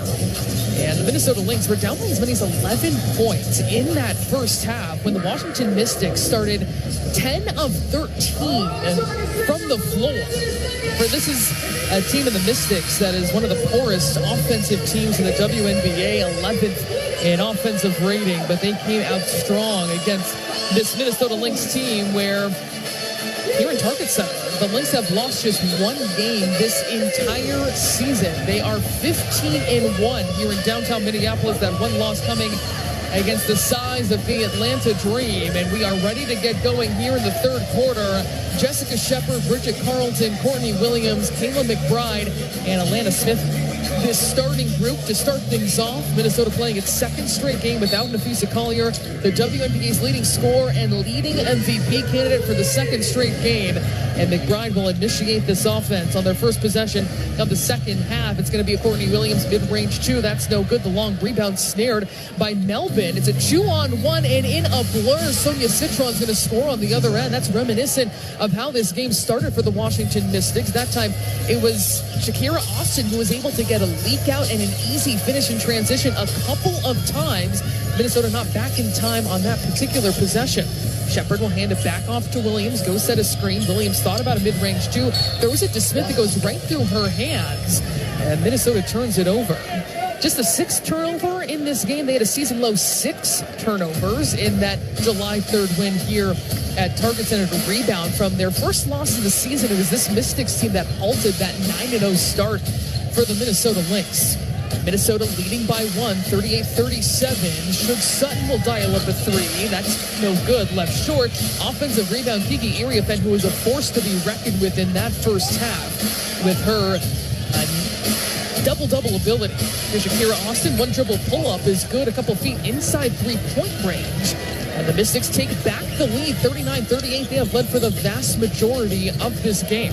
Shepard will swing, set a screen for McBride. Chased by Citron, drops it back inside to Shepard, who can't finish at close range. And another rebound to Iriafen. She's got 6 points and 4 rebounds already for the Mystics. A stellar rookie season for the player out of USC. Melvin taking her time on this particular possession. Now 10 seconds to shoot, a minute and a half into this second half. Melvin, they get the switch, hesitates, weaves her way into the paint, leaves it short off the floater. The Mystics leading by 1, 39-38. McBride looking inside into the paint, a deep post up, but sneaking in and getting the steal is Shakira Austin, a 6'5" center. Is going to leave it for the trailer, and Sutton, she decides against the 3. Uses an Austin screen, keeping Carlton on her back, and she's going to knock down the mid-range. And what a start this is to the third quarter for the Washington Mystics, looking calm, cool, and collected, and just as hot as they were to start this game here at Target Center. 41-38 is their lead. Williams will dish it deep into the corner. Alana Smith taking on Austin one-on-one. Shepard will swing it outside to Carlton. Now back to Shepard again at the elbow. She faces up against Iriafen. McBride will launch a long 3. That's no good with 2 seconds left in the shot clock. Good half-court defense there by the Mystics, who lead by 3, 41-38. As Sutton trying to get free using a screen from Austin. Hits her in the paint, but she travels instead before kicking it out to Sonia Citron, who knocked down that three deep in the corner. She was lethal and ready and waiting. So Minnesota aided by the whistle there. That is now 16 turnovers for the Washington Mystics, who lead 41-38. Rather make that 15 turnovers. Minnesota scored 16 points off of those and potentially counting here. McBride finds Smith. Smith 0 for 4 shooting from three-point land in that first half. Here is Williams stepping into a two-point shot, and that is good. Williams has been trying to pick up the slack offensively. She's got 10 points on 5 of 9 shooting, 3 assists as well, just 1 turnover. Remember that first loss against this team? She had 10 turnovers, a career high. Responded the next matchup between these two teams, an 8-to-1 assist-to-turnover ratio. 7 seconds to shoot for the Washington Mystics. Austin trying to shake off Alana Smith into the paint, gives her a bump fade, and finishes off glass. That's a high-level move from Shakira Austin when she got that face-up opportunity, jab step, and took her off the bounce. 6:36 to go in the third quarter, and a foul is going to go on Sutton trying to chase McBride along the baseline. It's so interesting to watch Kayla McBride, how much she moves offensively, and how difficult that is for defenders because you have to stay elbow to elbow with her because any amount of breathing room is going to mean a 3 right in your face by Kayla McBride. Just a couple games removed from her 8 for 8 three-point shooting performance in the first half against Las Vegas. She gets the handoff here from Smith, goes to the right side of the floor. Shepard trying to direct traffic. She'll set a screen for Williams. Pick and pop, and Shepard will steamroll her way to the rim. Can't convert there, though. Minnesota trails by 3, 43-40, approaching the 6-minute mark of this third quarter. Here's Emily Ensler dialing up a 3. That's no good. Long rebound to Lucy Olsen. She wants it right back. Is going to put up a 3 herself. That rims out. And the rebound snared by Smith. Accelerating to the front court is Courtney Williams, met by Sutton. She goes on top of the screen. Williams trying to work through some tight traffic. Now in the hands of Carlton. Uses a Shepard screen, patient. Dances along the baseline. Here's Alana Smith lining up a 3. And she gets that one to go. The first 3 to go down today for any Minnesota Lynx starter at halftime. They were 0 for 8 combined. Alana Smith herself was 0 for 4. She's now 1 for 5. Sonia Citron leaves it way short for 3 and gathered up along the baseline by Carlton. Accelerating again is Courtney Williams. Leaves it for Alana Smith. She wants back-to-back. Won't get it that time. Offensive rebound to Jessica Shepard. No-look pass into a cutting Smith for an easy 2. That is Jessica Shepard in a nutshell, working the glass and distributing for an easy look for a teammate. The Minnesota Lynx open up a 2-point lead. Their largest lead today has been 3. It's been close here at Target Center. 5:21 to go here in the third quarter as we step aside on the Minnesota Lynx Radio Network. Courtney Williams, first question is, when did you first realize you might be able to play basketball professionally? I probably realized I could play basketball professionally my junior year of college. They started throwing out some mock drafts, and my name just so happened to be on there. My coach told me, he was like, man, you might have a chance. So I was like, all right, let's get it popping. So that's when I realized my junior year. Who was the most competitive on the team? Me, for sure. I think I'm definitely the most competitive. Who was the first person you called with good news? So I got my mama got a Droid. So we got to call her on Facebook because we can't all FaceTime. So I have a group chat with my moms, my sister, and my pops. When I get good news, I call the Facebook group chat so we all can see each other. We be on Facebook to talk to mom. She will not get rid of that Droid. Okay, boom. If you could eat one thing for the rest of your life, what would you choose? I would choose watermelon. It would be watermelon for sure. I could eat watermelon anytime, any day. It don't matter. Love me some watermelon. Okay. Boom. What's one thing you're not good at that you wish you were good at? Easy answer, cooking. If I could cook, it'd be over. I wish I could cook.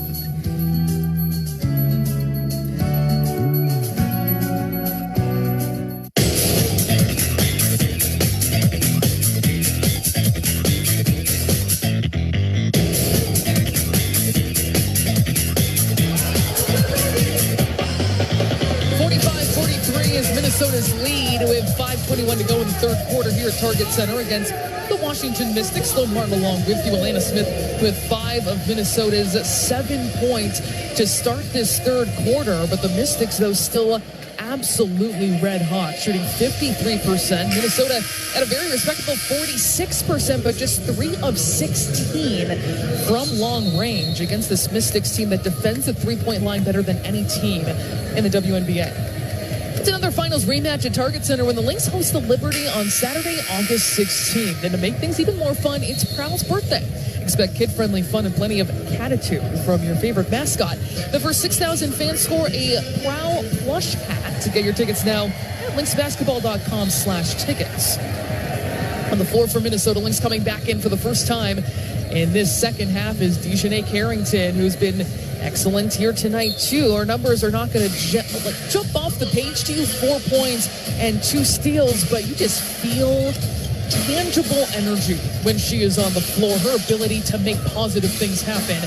Join the rest of this starting group. She's on the floor instead of Bridget Carlton. Here's Shakira Austin along the three-point line, guarded tightly by Smith. Hit by a hard screen. Sutton will hit Sonia Citron for 3. She rattles it home.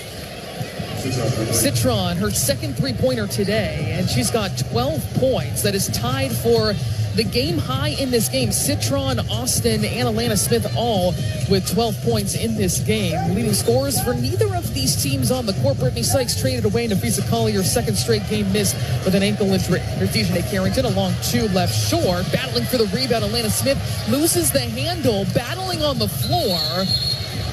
A little extra physicality after that whistle, battling for that loose ball. And it's going to be a jump ball coming up with the Mystics leading by 1, 46-45, with 4:30 to go in the third quarter.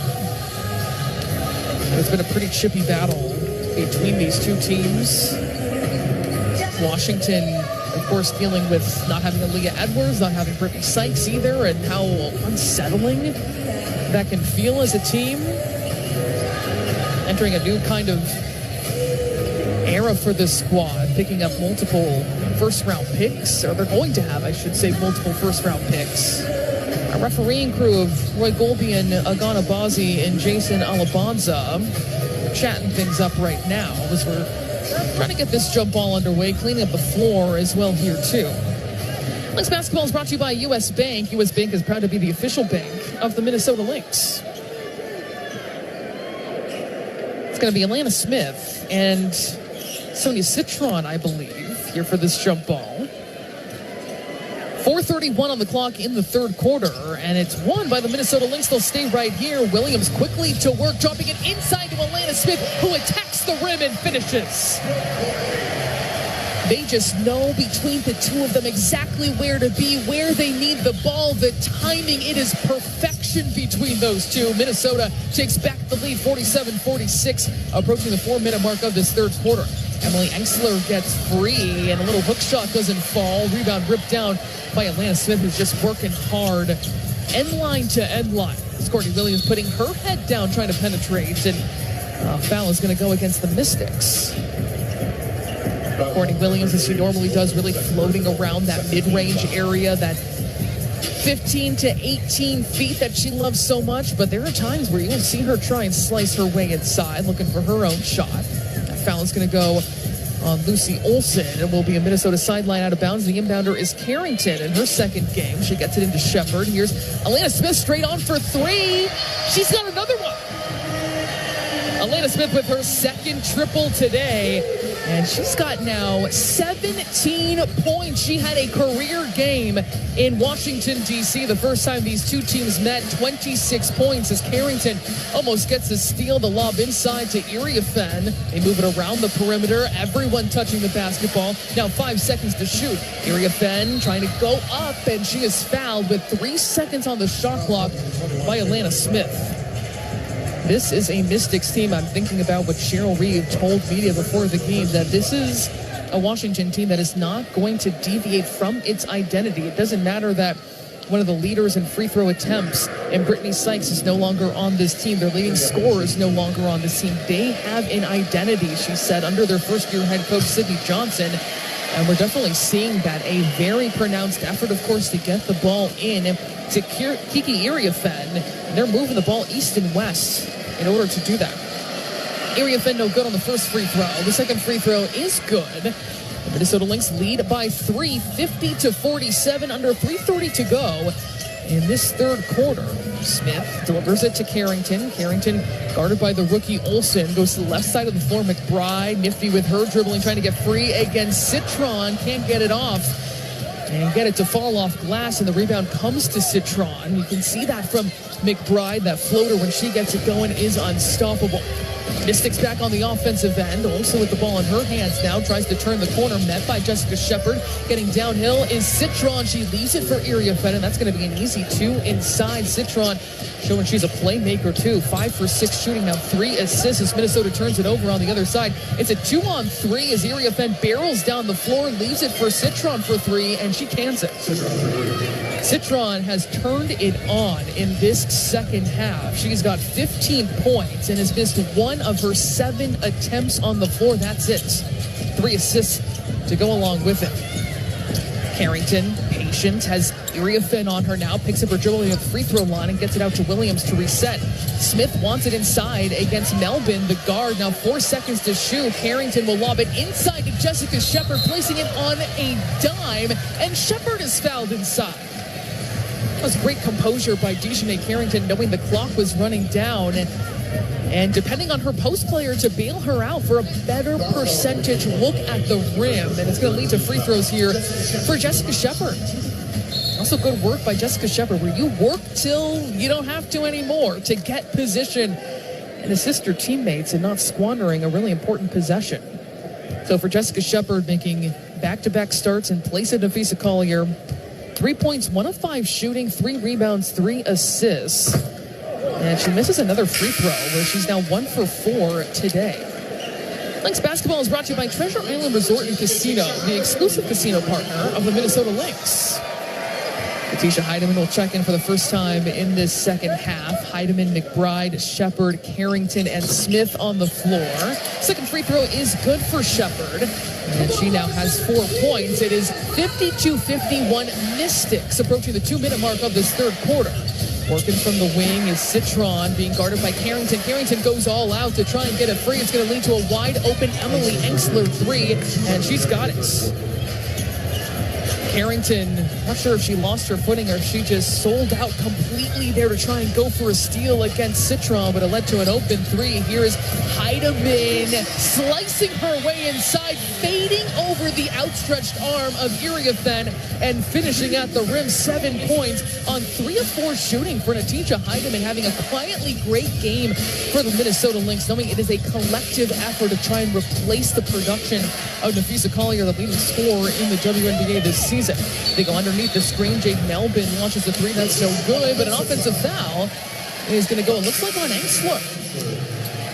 4 new players come in for the Mystics. It's Sutton, Austin, Clark, and Dolson. I think I caught them all. The Mystics leading by 2, 55-54, 126 on the clock. In this back and forth battle between these two teams, where there have been 8 lead changes and 1 tie in this contest. Heidemann uses a high screen from Carlton, retreats, he's going to attack again against Sutton. Wide open 3, deep in the corner, drained by Dejanay Carrington. Carrington saw that all the way. Working with her former teammate in Connecticut, Letitia Heidemann was in that right spot and ready to go. She's got 7 points on 2 of 5 shooting, 2 steals along with it as well. Final minute of this third quarter. Sutton thought about a 3, instead goes to the high post to Shakira Austin facing up against Smith. Puts it on the floor, and that's going to be a shot clock violation that will not count as Minnesota forces the 17th turnover of this game for the Mystics. They have scored 21 points off of them. So even though the Mystics are shooting 56% from the field, that is really why this game is so close. It's Minnesota's defense that has kept them afloat in this game. They lead by 1, 56-55, with 40 seconds to go in the third. Smith, casual around the 3-point line, looking for McBride, will set a screen against Alicia Clark. Multiple time all defense in the WNBA. Carrington puts it on the floor, gets the blow by and the reverse. Dejanay Carrington decided, this is my Target Center debut. I'm putting on a show for these fans. She's got 9 points on 50% shooting.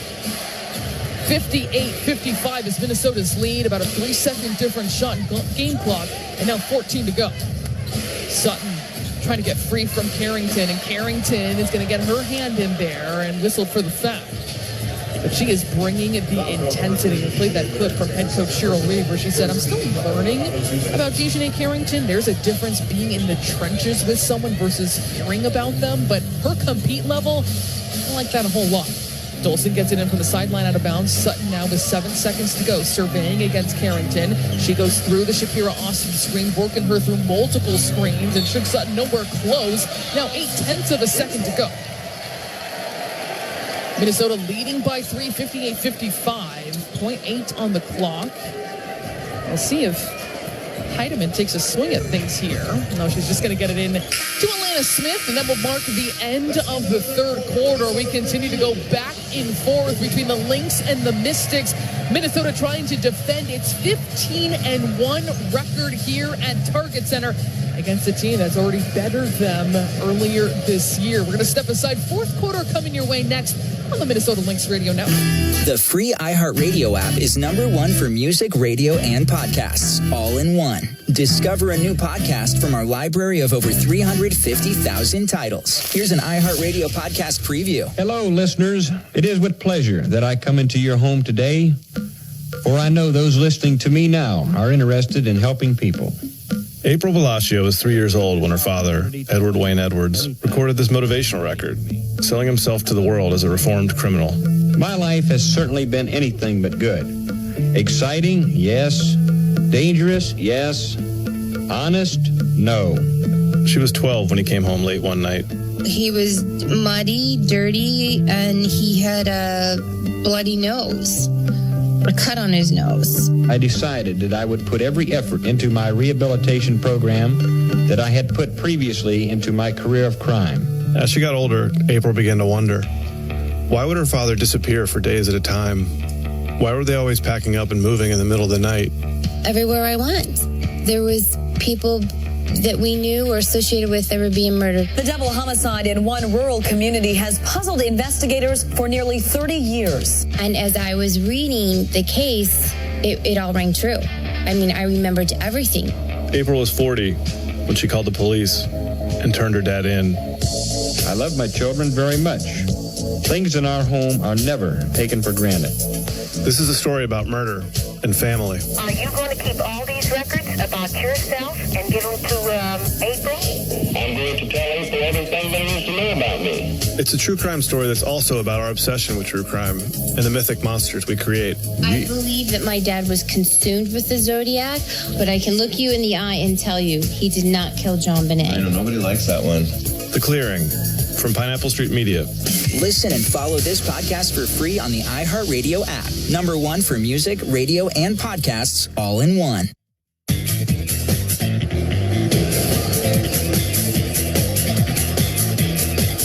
Start of the fourth quarter here at Target Center. A 3-point lead for the Minnesota Lynx, 58-55. Sloan Martin along with you. Let's buckle up for the fourth quarter between the Minnesota Lynx and Washington Mystics. That third quarter had 6 lead changes alone. Both teams shot 8 for 15. In fact, both of these teams are shooting incredibly well in this game. Washington has frankly not slowed down. They started off 10 of 13 shooting.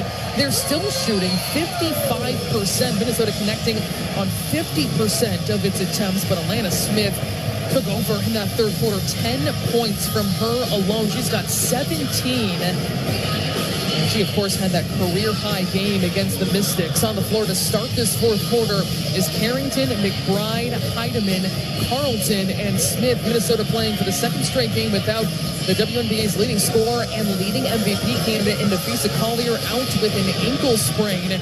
Trying to overcome that lack of production, but Dejanay Carrington has also been magnificent. 9 points, 50% shooting with 2 steals as well. We begin the fourth quarter with the Washington Mystics in possession of the basketball. Suge Sutton over half court, watching the off-ball action. Now Clark has it, guarded tightly by Caitlin McBride, her first game in a Mystics uniform for the second time.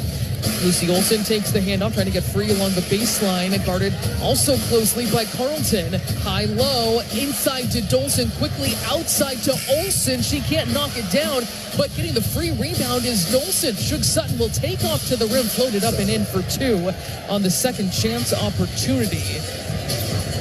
Minnesota with its first offensive possession of this fourth quarter. 58-57 is their lead.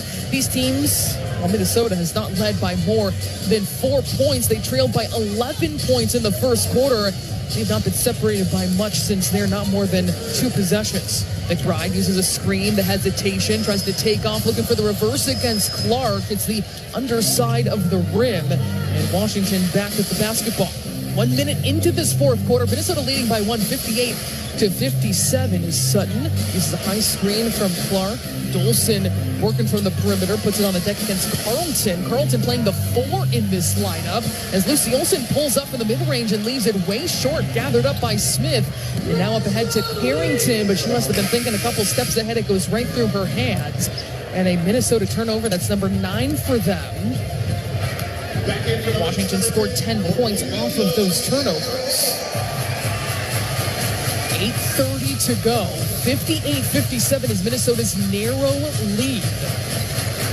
They have been trailing for the majority of this game. They go into the post against Dolson, against Bridget Carlton, and she just overpowers her right to the rim. That was something we talked about with Coach Reed before this game, is Bridget Carlton. We asked her today at shoot-around as well, the difficulties of stepping into that 4 role with this Lynx team shorthanded in the front court, and that time was just taken hard to the rim. Meanwhile, on the other side, Tisha Heidemann is wrapped up as she was driving hard to the rim, and she's going to have a jump ball here with the 6'4" Kiki Uriafet. So a slight disparity. Let's see if she can do something crafty here. Uriafet goes up for it. It was actually quite even. Natisha Heidemann has maybe some of the best vertical and hang time, maybe in the W. Courtney Williams certainly up there too. Shug Sutton baiting Heidemann, goes the other direction. Quick swing deep into the corner. It is Clark draining a 3. We know she does that at an incredibly high rate, although this season only shooting 29%. She's 38% shooting for her career. As Courtney Williams with the rebuttal on the other side, the long range 2 goes. Courtney Williams today, 12 points on 6 of 10 shooting. She's been a steadying force today for the Minnesota Lynx. As Shug Sutton steps into a 3, that's no good. And Dolson secures the extra possession with the rebound, able to hold off Elena Smith for the former UConn player. Into Dejanay Carrington goes Kiki Uriafet. And then it's going to be an offensive foul. Boy, Dejanay Carrington showing no fear there. We know how much she treasures defense and her ability to be a lockdown defender. But to step in and take a charge against Kiki Uriafet, who is getting downhill in a hurry, that takes guts. Did what she needed to do. The Minnesota Lynx trailed by 2, 62-60. We have seen the lead swap multiple times in this second half. Here's Williams weaving around a screen. Again, the mid-range just rims out. Battling for the rebound is Smith and Clark, and it's going to be Minnesota Lynx basketball. 7:11 on the clock. Minnesota this season is 3-1 without Nafisa Collier. That one loss was against this Mystics team, ending their 9-0 start to the season. Baseline out of bounds. Williams gets it back from Shepard. Off the inbound, 10 seconds now to shoot. Shepard setting a screen for Williams. They'll go to the right side of the floor. Heidemann puts it on the deck, loses the handle. Williams with 3 seconds left, leaves it for Carrington. Carrington, though, steps out of bounds. That's going to be a Minnesota turnover. That's number 10. So Minnesota looking a little disjointed on that possession, trailing by 2, 62-60. The Lynx 15-1 on their home court this season. That one loss, a 4-point defeat against the Atlanta Dream a couple weeks ago. They trail by 2, under 7 minutes to play here at Target Center. Sutton getting into the offense, watching the off-ball movement, goes to Emily Ensler facing off against Jessica Shepard. She goes to the right side of the floor, picks up her dribble. Shepard making it tough. Sonia Citron knifes her way inside and kisses it off glass for 2. Citron, 17 points, 7 for 8 shooting, and 4 assists for the Washington Mystics for the All-Star in her rookie season. Smith picks it up at the free throw line. Carrington will launch a long 3, and confidence there of Dejanay Carrington, her second triple today, and she's the third Lynx player in double figures. She's got 12 on 4 for 7 shooting from the floor overall. Minnesota back on defense. They trail by 1, 64-63. Austin stopped by Smith, picks up her dribble, and she's being hounded. Finally is able to find Citron. She's fouled inside, got free near the rim, appeared to have been pushed in the back. That foul is going to go on Courtney Williams, with the Mystics leading by 1, 64-63. So free throws coming up here for Sonia Citron. She has scored in single figures 5 times all year, 2 of them against the Minnesota Lynx. We're entering tonight. She had been a combined 6 for 20, 2 for 7 from beyond the arc. And today, let's put a stop to that. She knocks down the first free throw. She's got 18 points. Build your own Lynx experience with the Pick 3 plan. Pick any 3 games. Unlock the chance to buy tickets for the August 24th matchup against the Fever. Plus, get access to the playoff ticket presale. Go to lynxbasketball.com/pick3 to customize your plan. Second free throw down and out for Sonia Citron. It is 65-63. Minnesota trailing under 6 minutes to play here at Target Center. McBride, this is a high screen from Shepard. He's going to pull up at the elbow and earn the three-point play.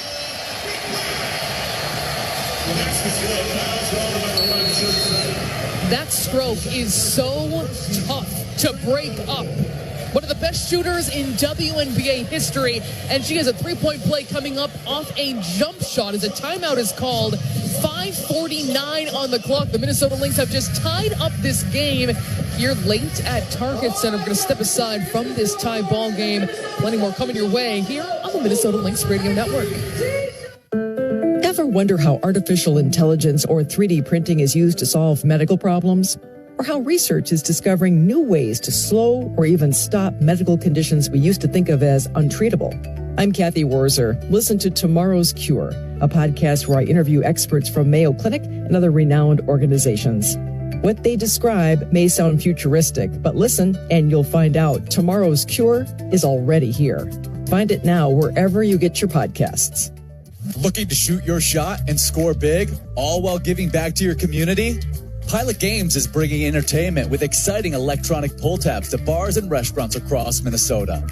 Every play is a shot at a jackpot and an assist to a local charity. It's entertainment with a purpose. So next time you're out, look for Pilot Games. Big wins, local impact, nothing but net.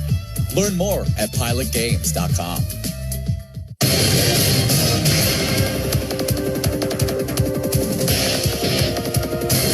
Ben Haney back here in our WNBA Tonight studios with another scoreboard update.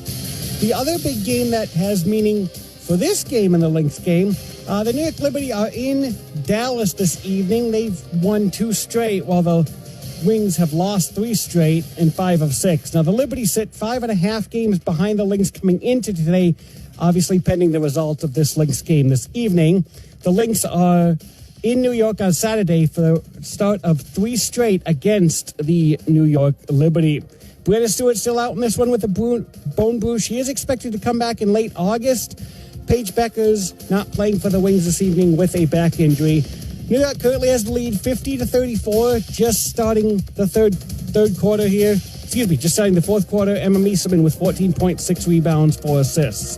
The other game going on this evening, Seattle Storm is at the Las Vegas Aces. Teams sit 6th and 7th in the WNBA standings and are just 1.5 games behind the Valkyrie for the 8th and final playoff spot. So that's a big game there in Las Vegas. Let's go back to Sloan Martin for the exciting conclusion of this game. Thanks, Ben. Tied up at 65. Kayla McBride has a three-point play opportunity coming up as she knocked down the jump shot and has a free throw coming up here. Minnesota has been locked up in a tight one with this Washington Mystics team. There have been 10 lead changes in this game, 2 ties to go along with that. Kayla McBride, 6 points, 2 of 6 shooting, but she leads the Lynx at +7 in this contest and is stepping up to the free throw line for 1 to give Minnesota a 1-point lead. 5:49 on the clock, and she converts. Now 7 points for McBride. And Minnesota back on defense. It is Carrington, Smith, McBride, Williams, and Shepard on the floor. Austin working from the three-point line, guarded tightly by Smith. The old switch on the screen. She's going to back down against McBride. Can't finish at the rim. Austin trying to collect her own miss. Minnesota battling for it. It's going to stay Washington basketball. So McBride, there was in a little bit of trouble, and Minnesota knew immediately where to offer that help. Something Carrington said is so natural to her, how she's been able to seamlessly fit in with this team. Shook Sutton gives it over to Shakira Austin. No good for the free throw line. They get another offensive rebound. Here Shook Sutton can't knock down the three, and the rebound collected by Shepard, and she'll accelerate up the floor, throwing it up ahead, intended for Carrington, but broken up in the backfield by Shook Sutton, and she'll carry it over half court. 5 minutes to go on a risky play there. They look inside to Shakira Austin, but McBride's going to be whistled for a foul, trying to come in on that baseline side to deflect that ball away. Coach Reeve has already been teed up in this game, but doesn't seem particularly flustered in this particular situation. 5:08 on the clock. Minnesota leading by 166-65. Far sideline out of bounds coming up for Shakira Austin. She gets it into Sutton, guarded by Carrington, playing big minutes in her Target Center debut, just her second game in a Lynx uniform. They switch on the screen. Carrington goes to guard inside against Austin, and a block is made. Minnesota collapsing on the interior off the switch. There was no mismatch to take advantage against this top-ranked Minnesota defense. McBride pick and roll down inside to Smith, and she weaves her way through traffic, somehow comes out free on the other side and converts. 68-65 is Minnesota's lead. They have not led by more than 4 points in this game. Will we see what happened in Seattle where they pulled it out? A miss by Shakira Austin straight up from three. A 3-point lead for the Minnesota Lynx. They could make their largest lead of the contest on this possession. Williams weaving, uses a high screen from Shepard. Carrington with the basketball now. She has 2 triples today. Pick and roll with her and Smith. Smith dancing along the baseline, but she'll turn it over right into the lap of Austin. She was looking for a back shoulder pass on the other side of the court. Citron spins the opposite direction against Carrington, takes her to the rim, and a whistle is going to come late. It looked like Carrington even was acting like the play was over. She was far behind her as she tried to come in and swipe it.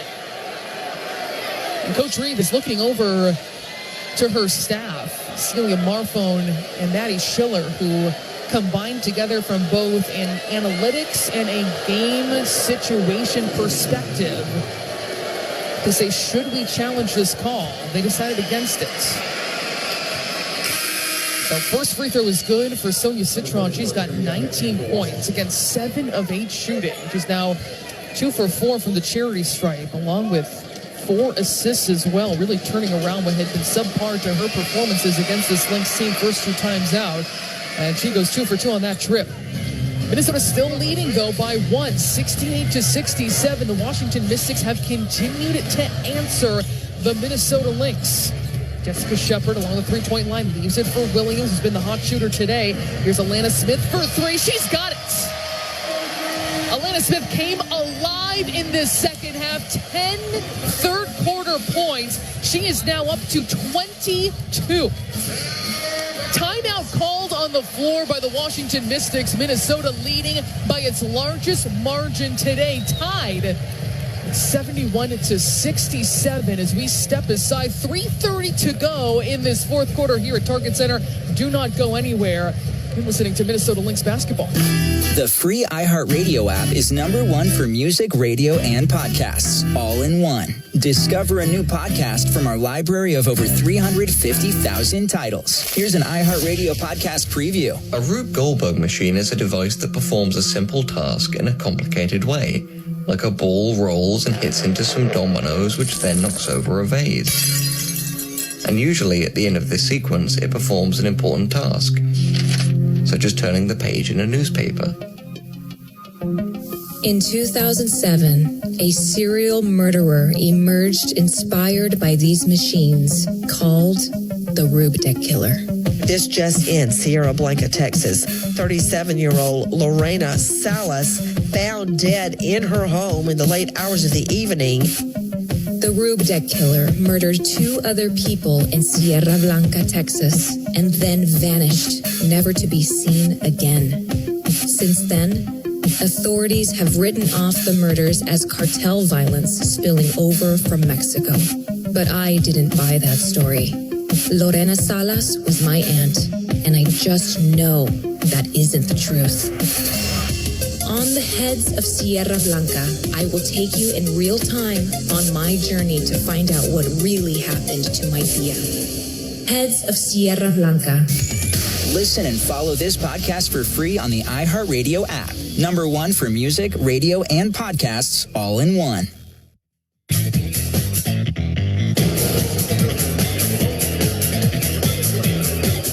This is a group that has great belief in one another, and we just identified ways that the communication was just terrific. That, as we were working through our challenges, the level of communication, always given pride as a captain and someone who's been here. She's usually at the forefront of communication, identifying what needs to happen, communicating it, just helping everybody move forward. Minnesota trying to make back-to-back wins where they've just been exchanging blows with their opponent. They were able to do it on the road without Nafisa Collier against a veteran-led Seattle Storm team, second in the WNBA in defensive rating. And that game featured 12 lead changes and 14 ties. This one, not quite at that level, but it certainly has been back and forth. Minnesota has equaled its largest lead of the game at 4 points. That's how close it has been. They lead 71-67 with 3:30 to play here at Target Center. Carrington again playing key fourth quarter minutes. Carrington, Shepard, McBride, Williams, and Smith on the floor. It is Washington Mystics basketball out of that timeout. Sutton gets it over quickly to Citron. Pump fake and drive. Carrington able to catch up with her. She retreats out of the paint. Is going to put up a mid-range shot. That rims out. Just her second miss on 9 attempts. Williams gets into the front court, right side of the floor. McBride left open for 3 off front iron. And the rebound tracked down by Melbourne. But they're going to say the ball went out of bounds. So a turnover for the Washington Mystics off that effort. That is 19 turnovers. That has led to 23 points for the Minnesota Lynx. Baseline inbound coming in for McBride. 3:09 on the clock. She goes to the high post and Shepard. She has Shug Sutton on her, and she's going to pick up her dribble. A mismatch here. McBride guarded by Shakira Austin. She will drive, kick. Carrington facing up against Melbourne. Drives, loses the dribble. Sonia Citron comes up with it and gets it away to Melbourne. Still up for grabs. And now Iriafen safely into the front court. A Minnesota turnover. Citron will pump fake, drive, hard take, and a 3-point play coming up. Sonia Citron looking far beyond her years. 22 points for Sonia Citron, 8 for 10 shooting as that foul goes on Carrington. 2:44 to play. This would make it a 1-point game. 1 free throw coming up here for Citron. She's 3 of 5 shooting from the free throw line today.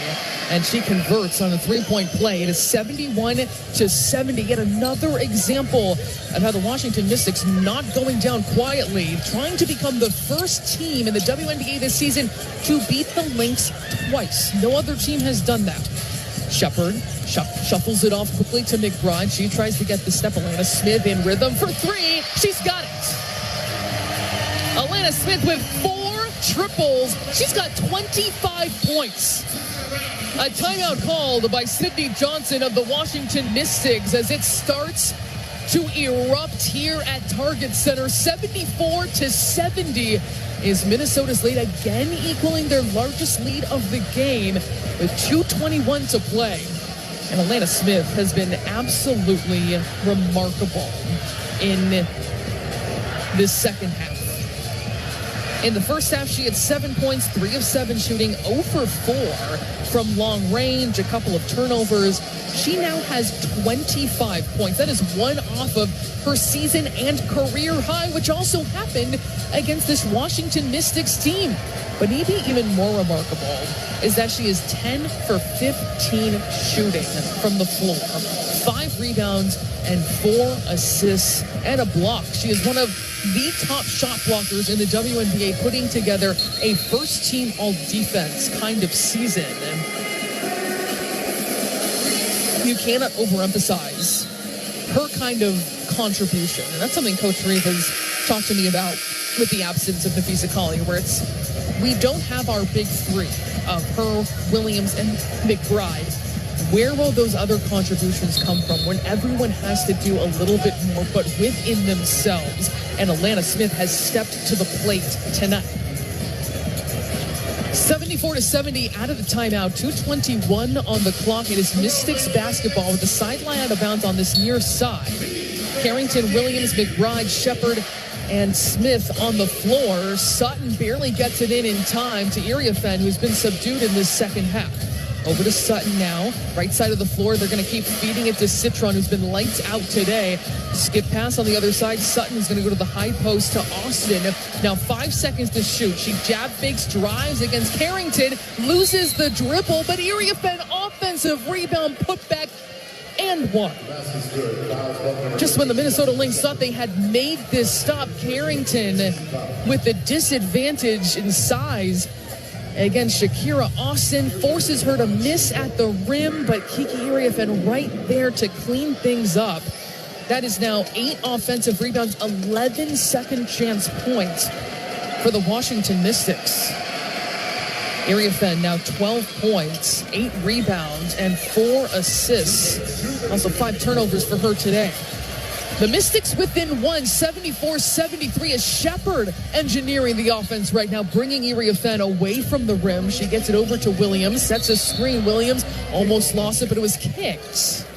Melbourne really dialing up her defense there. 74-73, the Minnesota Lynx clinging to this lead. They are 15-1 on this court here this season and trying to protect that even without Napheesa Collier on the floor. Second straight game missed with an ankle sprain. They'll hand it off to Williams. Uses the high screen from Shepard. Williams, the mid-range, off back iron, can't get the friendly bounce, but Austin couldn't corral it. It goes out of bounds. Still Minnesota basketball with a reset 14-second shot clock, 1:39 to go. Coach Reeve is going to call a timeout right here, knowing this is a key possession.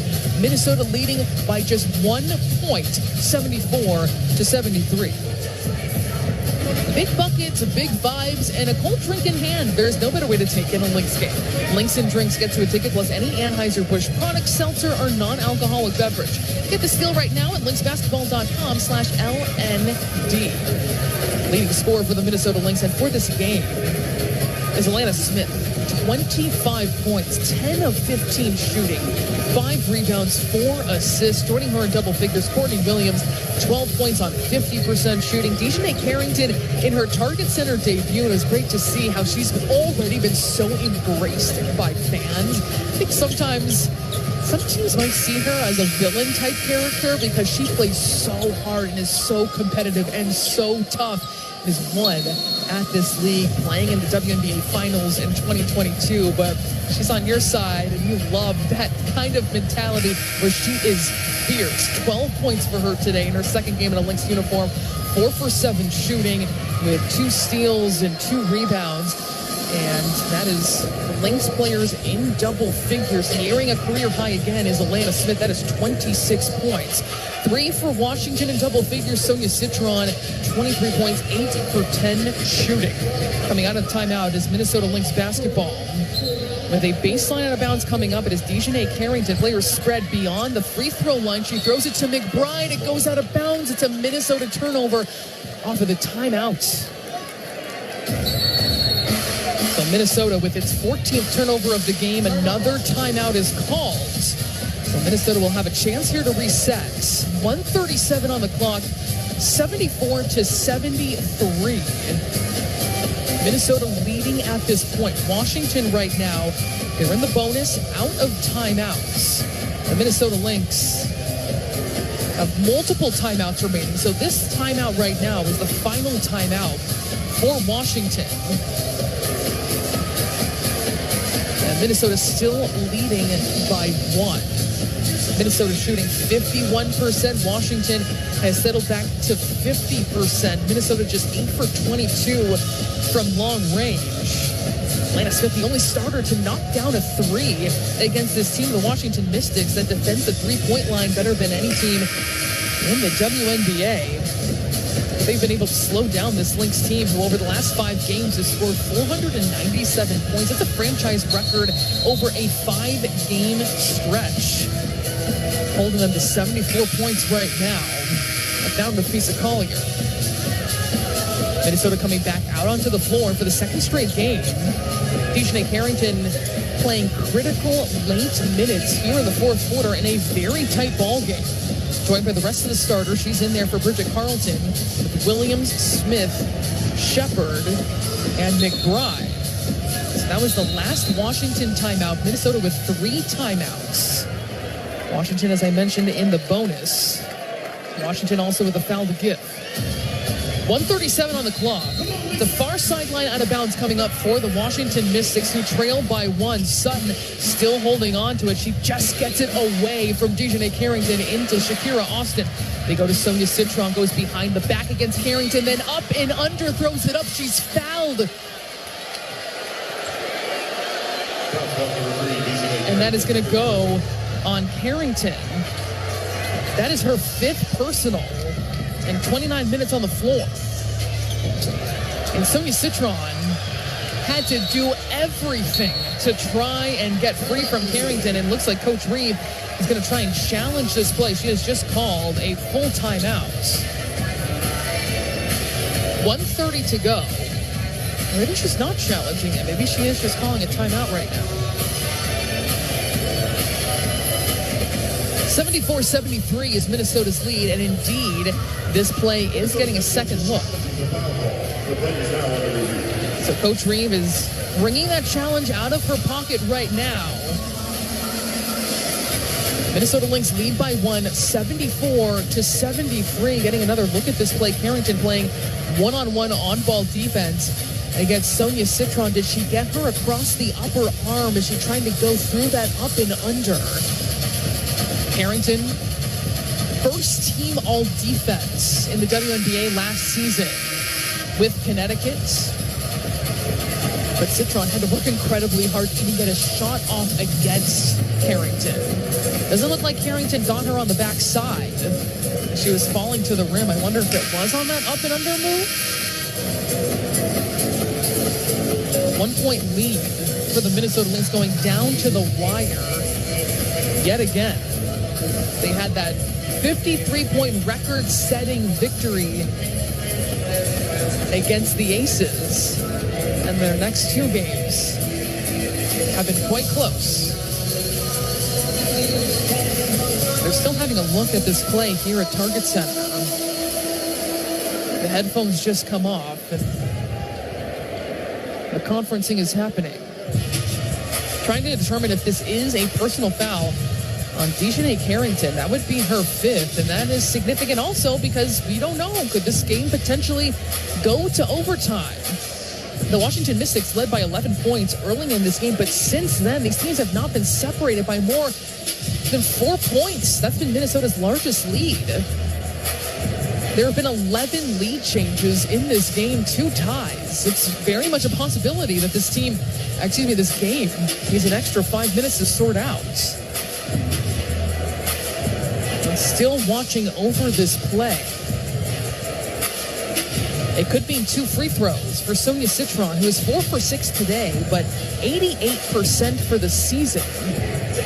And it's clear the Washington Mystics have decided they are just going to ride the rookie. And Sonia Citron, the 3rd overall pick in this year's draft to Washington, a stellar rookie season. Carrington appears to be straight up as she actually shoots the basketball. I wonder if maybe she had got her across the upper arm on that attempted up and under. But she quickly moves out of the way. I don't know if there was any contact when she was in the act of shooting. So a lengthy review here for this refereeing staff. And of course, a critical juncture of this game. Could it be 2 free throws for Sonia Citron? 88% this season. The 5th personal foul on Dejanay Carrington. And now, officially, this refereeing crew was talking things up. Leading scorer for the Lynx is Alana Smith with 25 points. That is one off of her career high, which was set against this Washington team in Minnesota's first loss of the season in D.C. back on June 24th. Courtney Williams with 12 points. Dejanay Carrington in her Target Center debut with 12 points herself. 2 steals to go along with it. On the other side for Washington, Sonia Citron with 23 points, 8 for 10 shooting. Iria Fenn and Austin each with 12 points apiece. And this might be one of the lengthiest reviews I can think of this season. The fans seem to be losing patience as well. The headset's going back on for Roy Golbian. Might want to extend this look, I suppose. 74-73 is Minnesota's lead with 1:30 left. And still no conclusive answer. Could there be now? Abazi and Alabanza are going to the respective benches. And it is a successful challenge for Cheryl Reeve. This is a statistic I need to track down somehow, some way, is the success rate of challenges for coaches around the WNBA.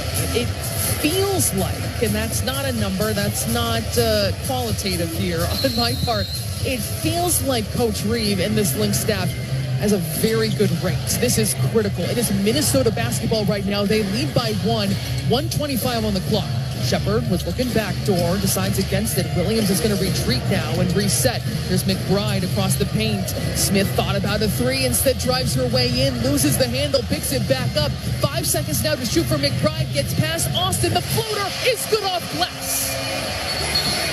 The Lynx lead by 3, and a timeout is called, the reset timeout that'll advance the basketball without huddling up. It is 76-73 as Kayla McBride steps up big for the Lynx. 1/3 of the big 3 is missing.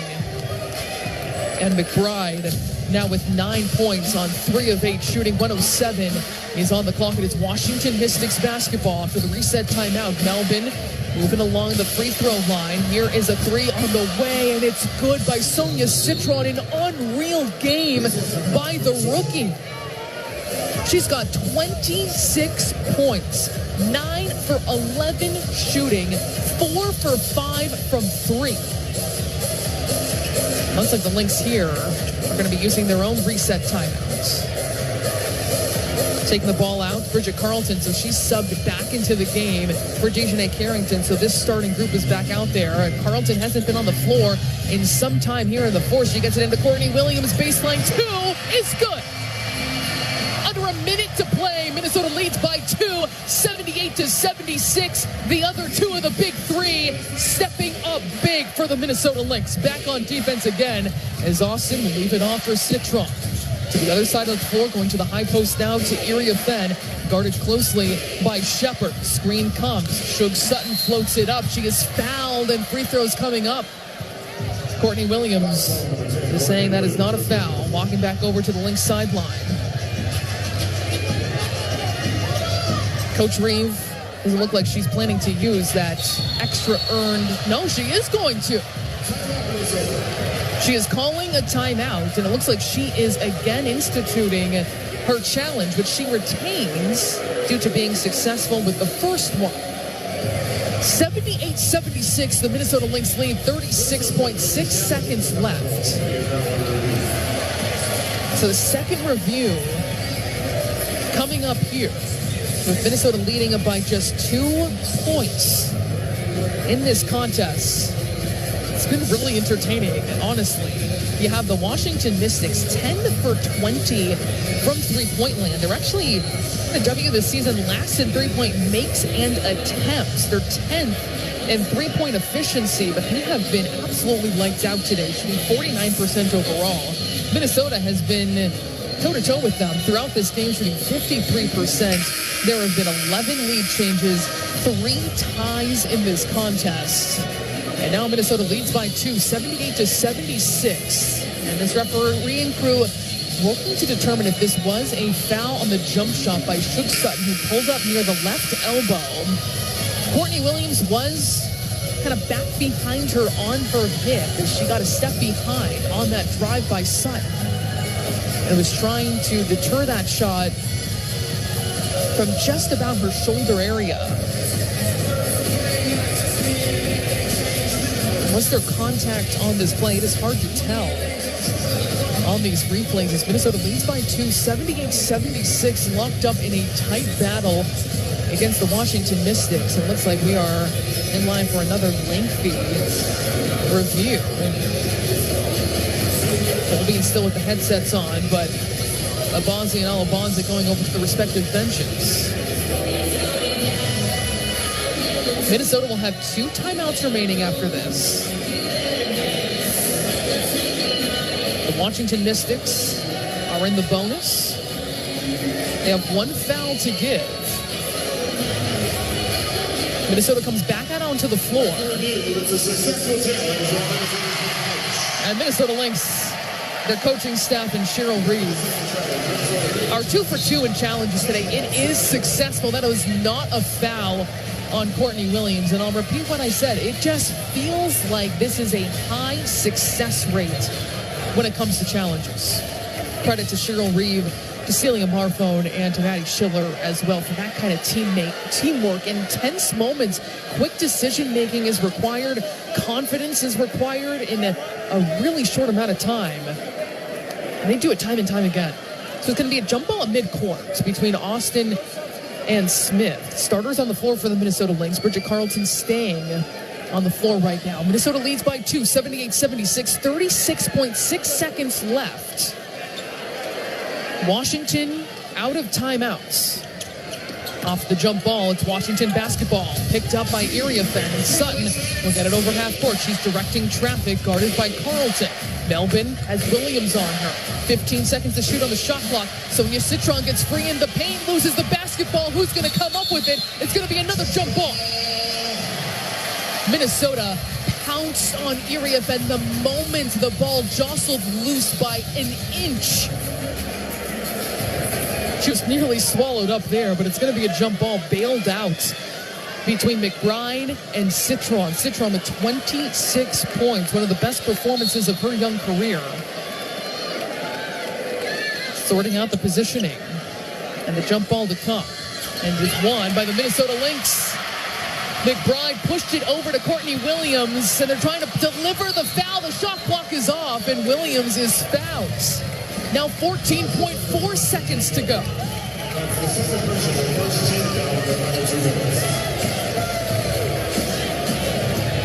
(76-78). Oh, excuse me. That was actually only the second team foul on the Washington Mystics.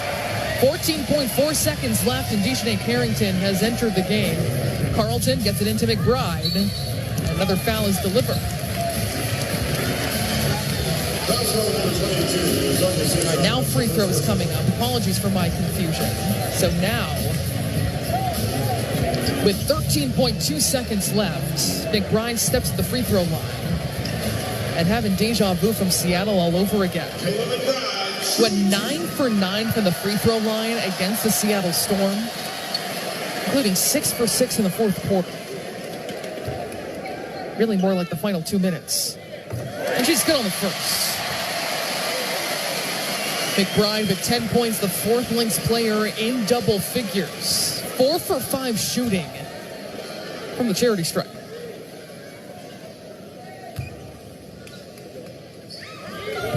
And the second free throw is good as well. A 4-point lead for the Minnesota Lynx, 80-76, 13.2 seconds left. No timeouts for the Washington Mystics as Melvin jets down the floor. 6 seconds to go. A long three by Sutton off target. Offensive rebound to Iriafen. Austin will get it over to Sutton. It does not matter. The Minnesota Lynx survive again. They've won back-to-back games without Nafisa Collier, the leading scorer in the WNBA, the leading MVP candidate, and another gritty win for this Minnesota Lynx team. 80-76 is the final here at Target Center. Minnesota never led by more than 4 points, and yet they're able to come away with a victory. I thought that win over the Seattle Storm was one of their best wins of the season when you talk about how many lead changes there were, the veteran presence of the Seattle Storm. But this one feels good too. It wasn't perfect all the time. You have the Washington Mystics netting 10 threes, shooting 48% from the floor. But the final score was on their side, and that is what is most important. All right, we're going to have our post-game show coming up next right here on the Lynx Radio Network. When we come back, we'll see if we can hear from head coach Cheryl Reeve in her post-game press conference, hear from Target Center, other reaction happening here after this victory. The Minnesota Lynx victorious over the Washington Mystics, 80-76. They improve to 26-5 this season, 16-1 here at Target Center. Plenty of more coming your way right after this on the Minnesota Lynx Radio Network. The free iHeartRadio app is #1 for music, radio, and podcasts, all in one. Discover a new podcast from our library of over 350,000 titles. Here's an iHeartRadio podcast preview. After spending 45 years in the field of psychology, I've learned one thing, and that is that there are predators among us. And I've learned that these evil predators move in darkness. They move in the shadows. And the night I'm telling you about is no exception, because on this night, a monster is stealthily stalking the streets of a really innocent, sleepy town. If you're fascinated with true crime stories, don't miss my upcoming new podcast series called Analysis of Murder by Dr. Phil. I'll take you inside the minds of some of the world's most notorious killers, analyzing them from both a psychological and behavioral perspective. The season premiere series is called The Killer Thorn of Gypsy Rose. When people look at me and say, Dr. Phil, who does that kind of thing? How do we spot those kind of people? There are predators among us, and I'm going to be talking about those people. So watch for more of my true crime podcast. I'm Dr. Phil McGraw. Analysis of Murder by Dr. Phil. Listen and follow this podcast for free on the iHeartRadio app. #1 for music, radio, and podcasts, all in one.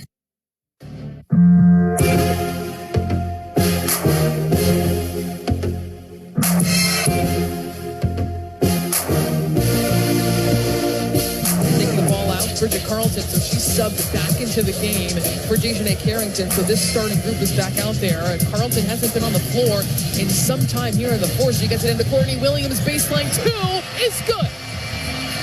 Under a minute to play. Minnesota leads by 2, 78-76. The other two of the big three stepping up big for the Minnesota Lynx. Back on defense again.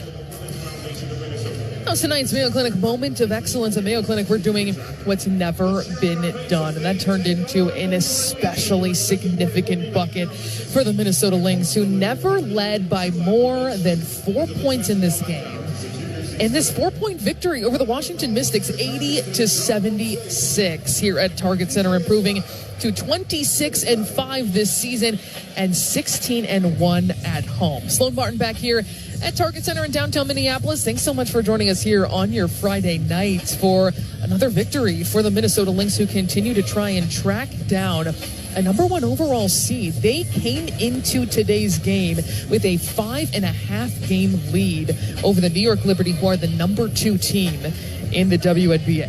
Let's first talk about this one, how things started to develop, because there were moments where it was rocky, where it was shaky, and the Washington Mystics, frankly, were just playing very well. They started this game absolutely red hot. 10 of their first 13 buckets were good.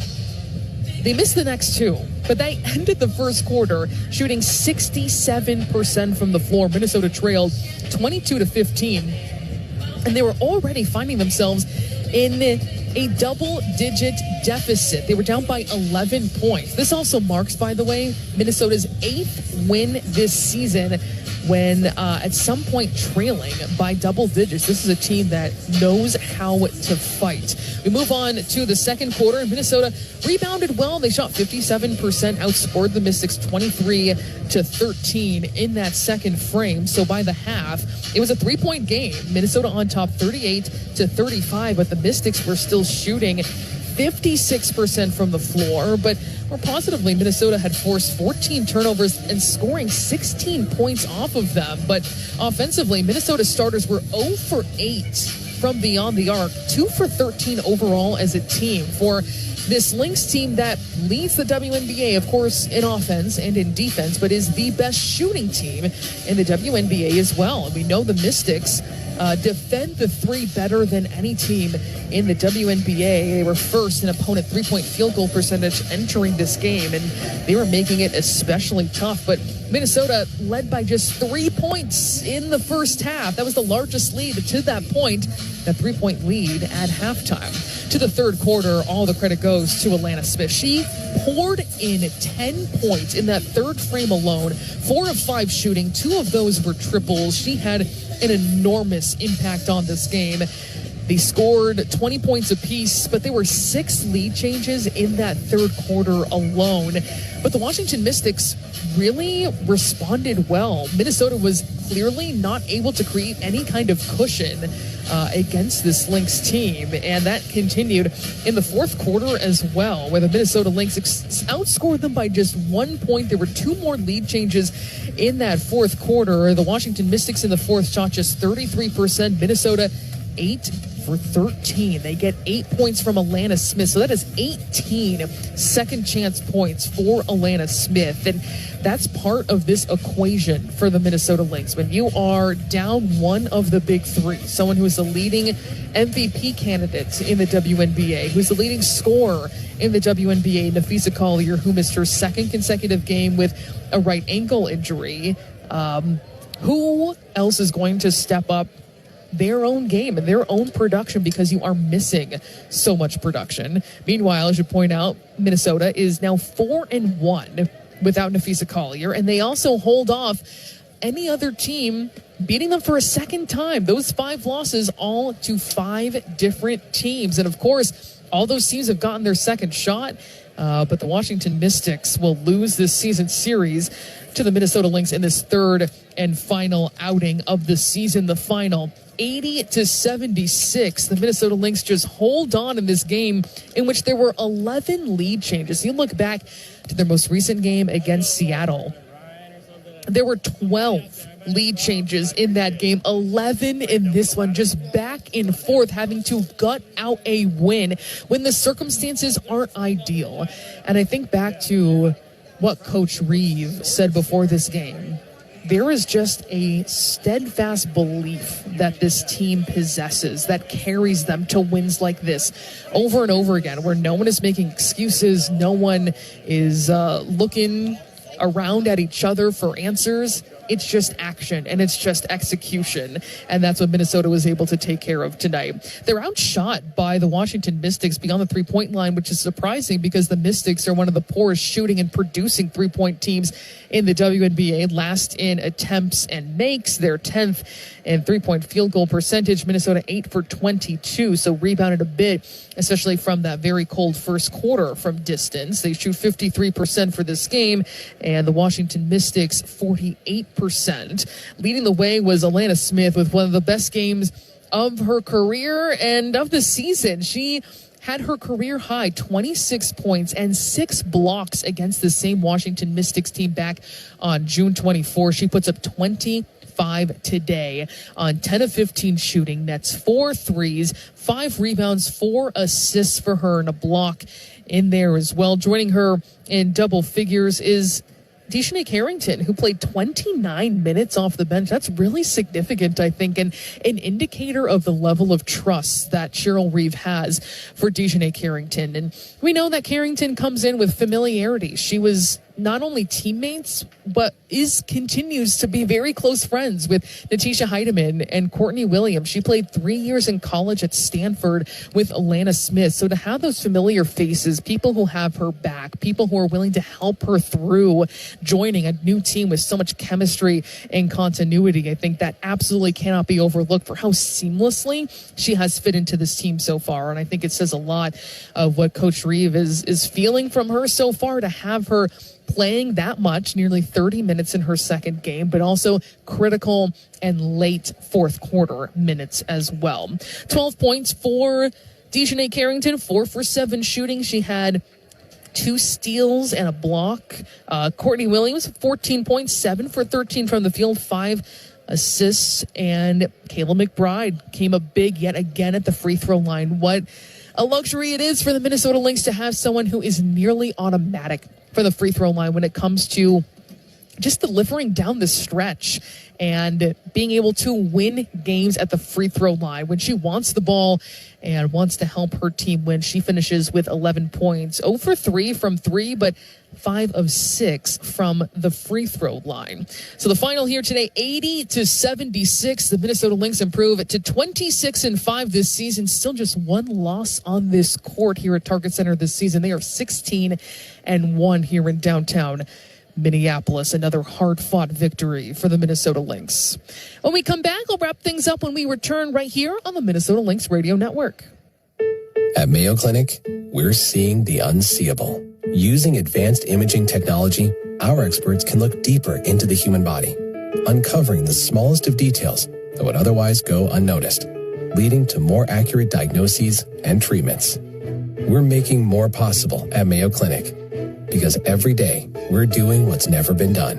Learn more at mayoclinic.org/possible. Mayo Clinic.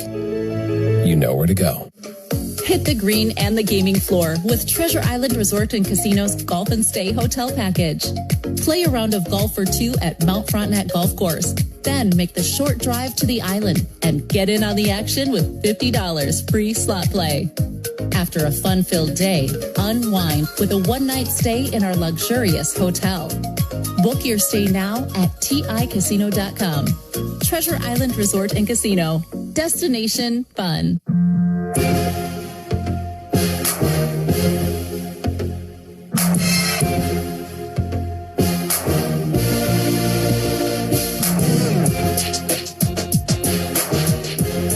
Sloan Martin back here for one more segment of our post-game show. Thanks for joining us here on your Friday evening. The Minnesota Lynx victorious over the Washington Mystics, 80-76. They improved to 26-5 this season, 16-1 here at Target Center. And even entering today, the Minnesota Lynx with that 25-5 record. That's the 6th best 30-game start in WNBA history, and they just continue to build, even down a player like Napheesa Collier, even with Jessica Shepard, who started and played 29 minutes, but who was questionable even just a couple hours before the game with an ankle injury she had against the Seattle Storm. Gutted this one out. It was a collective gut it out kind of victory for the Minnesota Lynx, who never led by more than 4 points and get this 4-point victory. That's how tough it was to get any kind of separation against this Washington Mystics team after they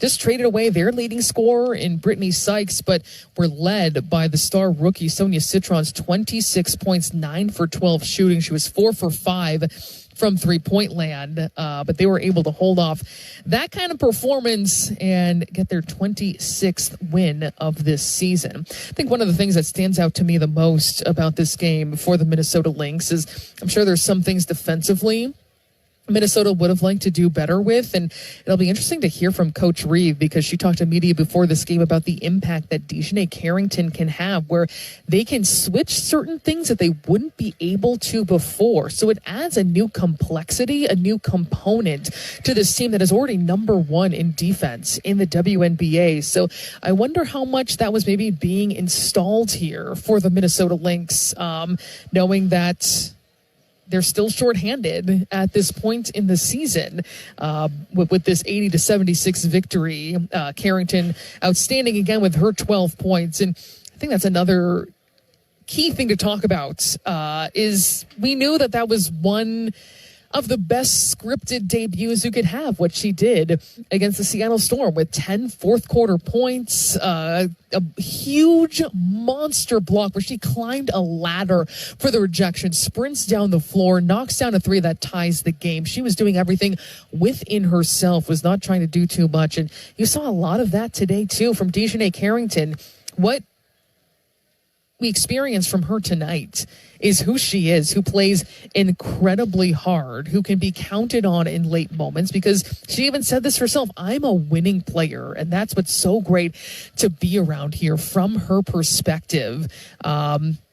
She just talked so glowingly about being in this environment, having these resources, these facilities offered by the Minnesota Lynx, and she looks completely rejuvenated, was welcomed with a standing ovation when she even entered the game after kind of a chaotic start to this contest. And I thought she was even beyond what you see in the box score, both in simultaneously an energizing presence, but a steadying presence at the same time for DiJonai Carrington. Really excited to see how she continues to grow in her role with the Minnesota Lynx, someone who was most improved in the WNBA last season, first team all defense, and is extremely motivated to win and do it with this team along three former teammates. So that level of comfort and friendship it's really heartwarming to hear about too, how close they all were. Her, Alana Smith, Courtney Williams, and Natisha Heidemann from their WNBA career, and Smith and Carrington from their college days at Stanford.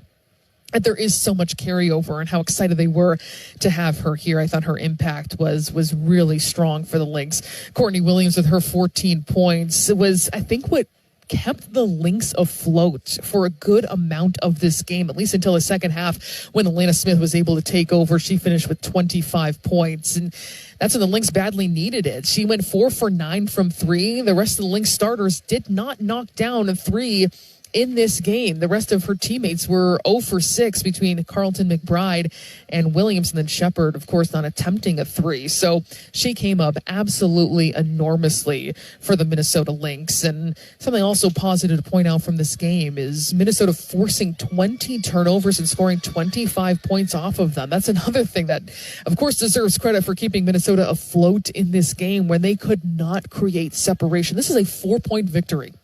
They never led by more than 4 points. So to get 25 points off of turnovers is absolutely huge for this Lynx team in order to pull out this gutsy victory. Maybe some things they might want to sharpen up defensively. I'd be interested to hear Coach Reeves' thoughts about that, because Washington, they end up shooting 48% for the game, but frankly, they really never cooled down, putting up 10 threes in this contest. But it was really Sonia Citron who was doing most of the damage today with her 26 points, 4 for 5 shooting from long range. And what matters is getting that win at the end for this Lynx team. Let's take a brief moment to look ahead here for the Minnesota Lynx. They are going to play 3 straight games against the New York Liberty. So they're going to be taking off to New York tomorrow to make their first trip to Barclays Center of this season. And remember, it was just a couple weeks ago where this team met for the very first time. The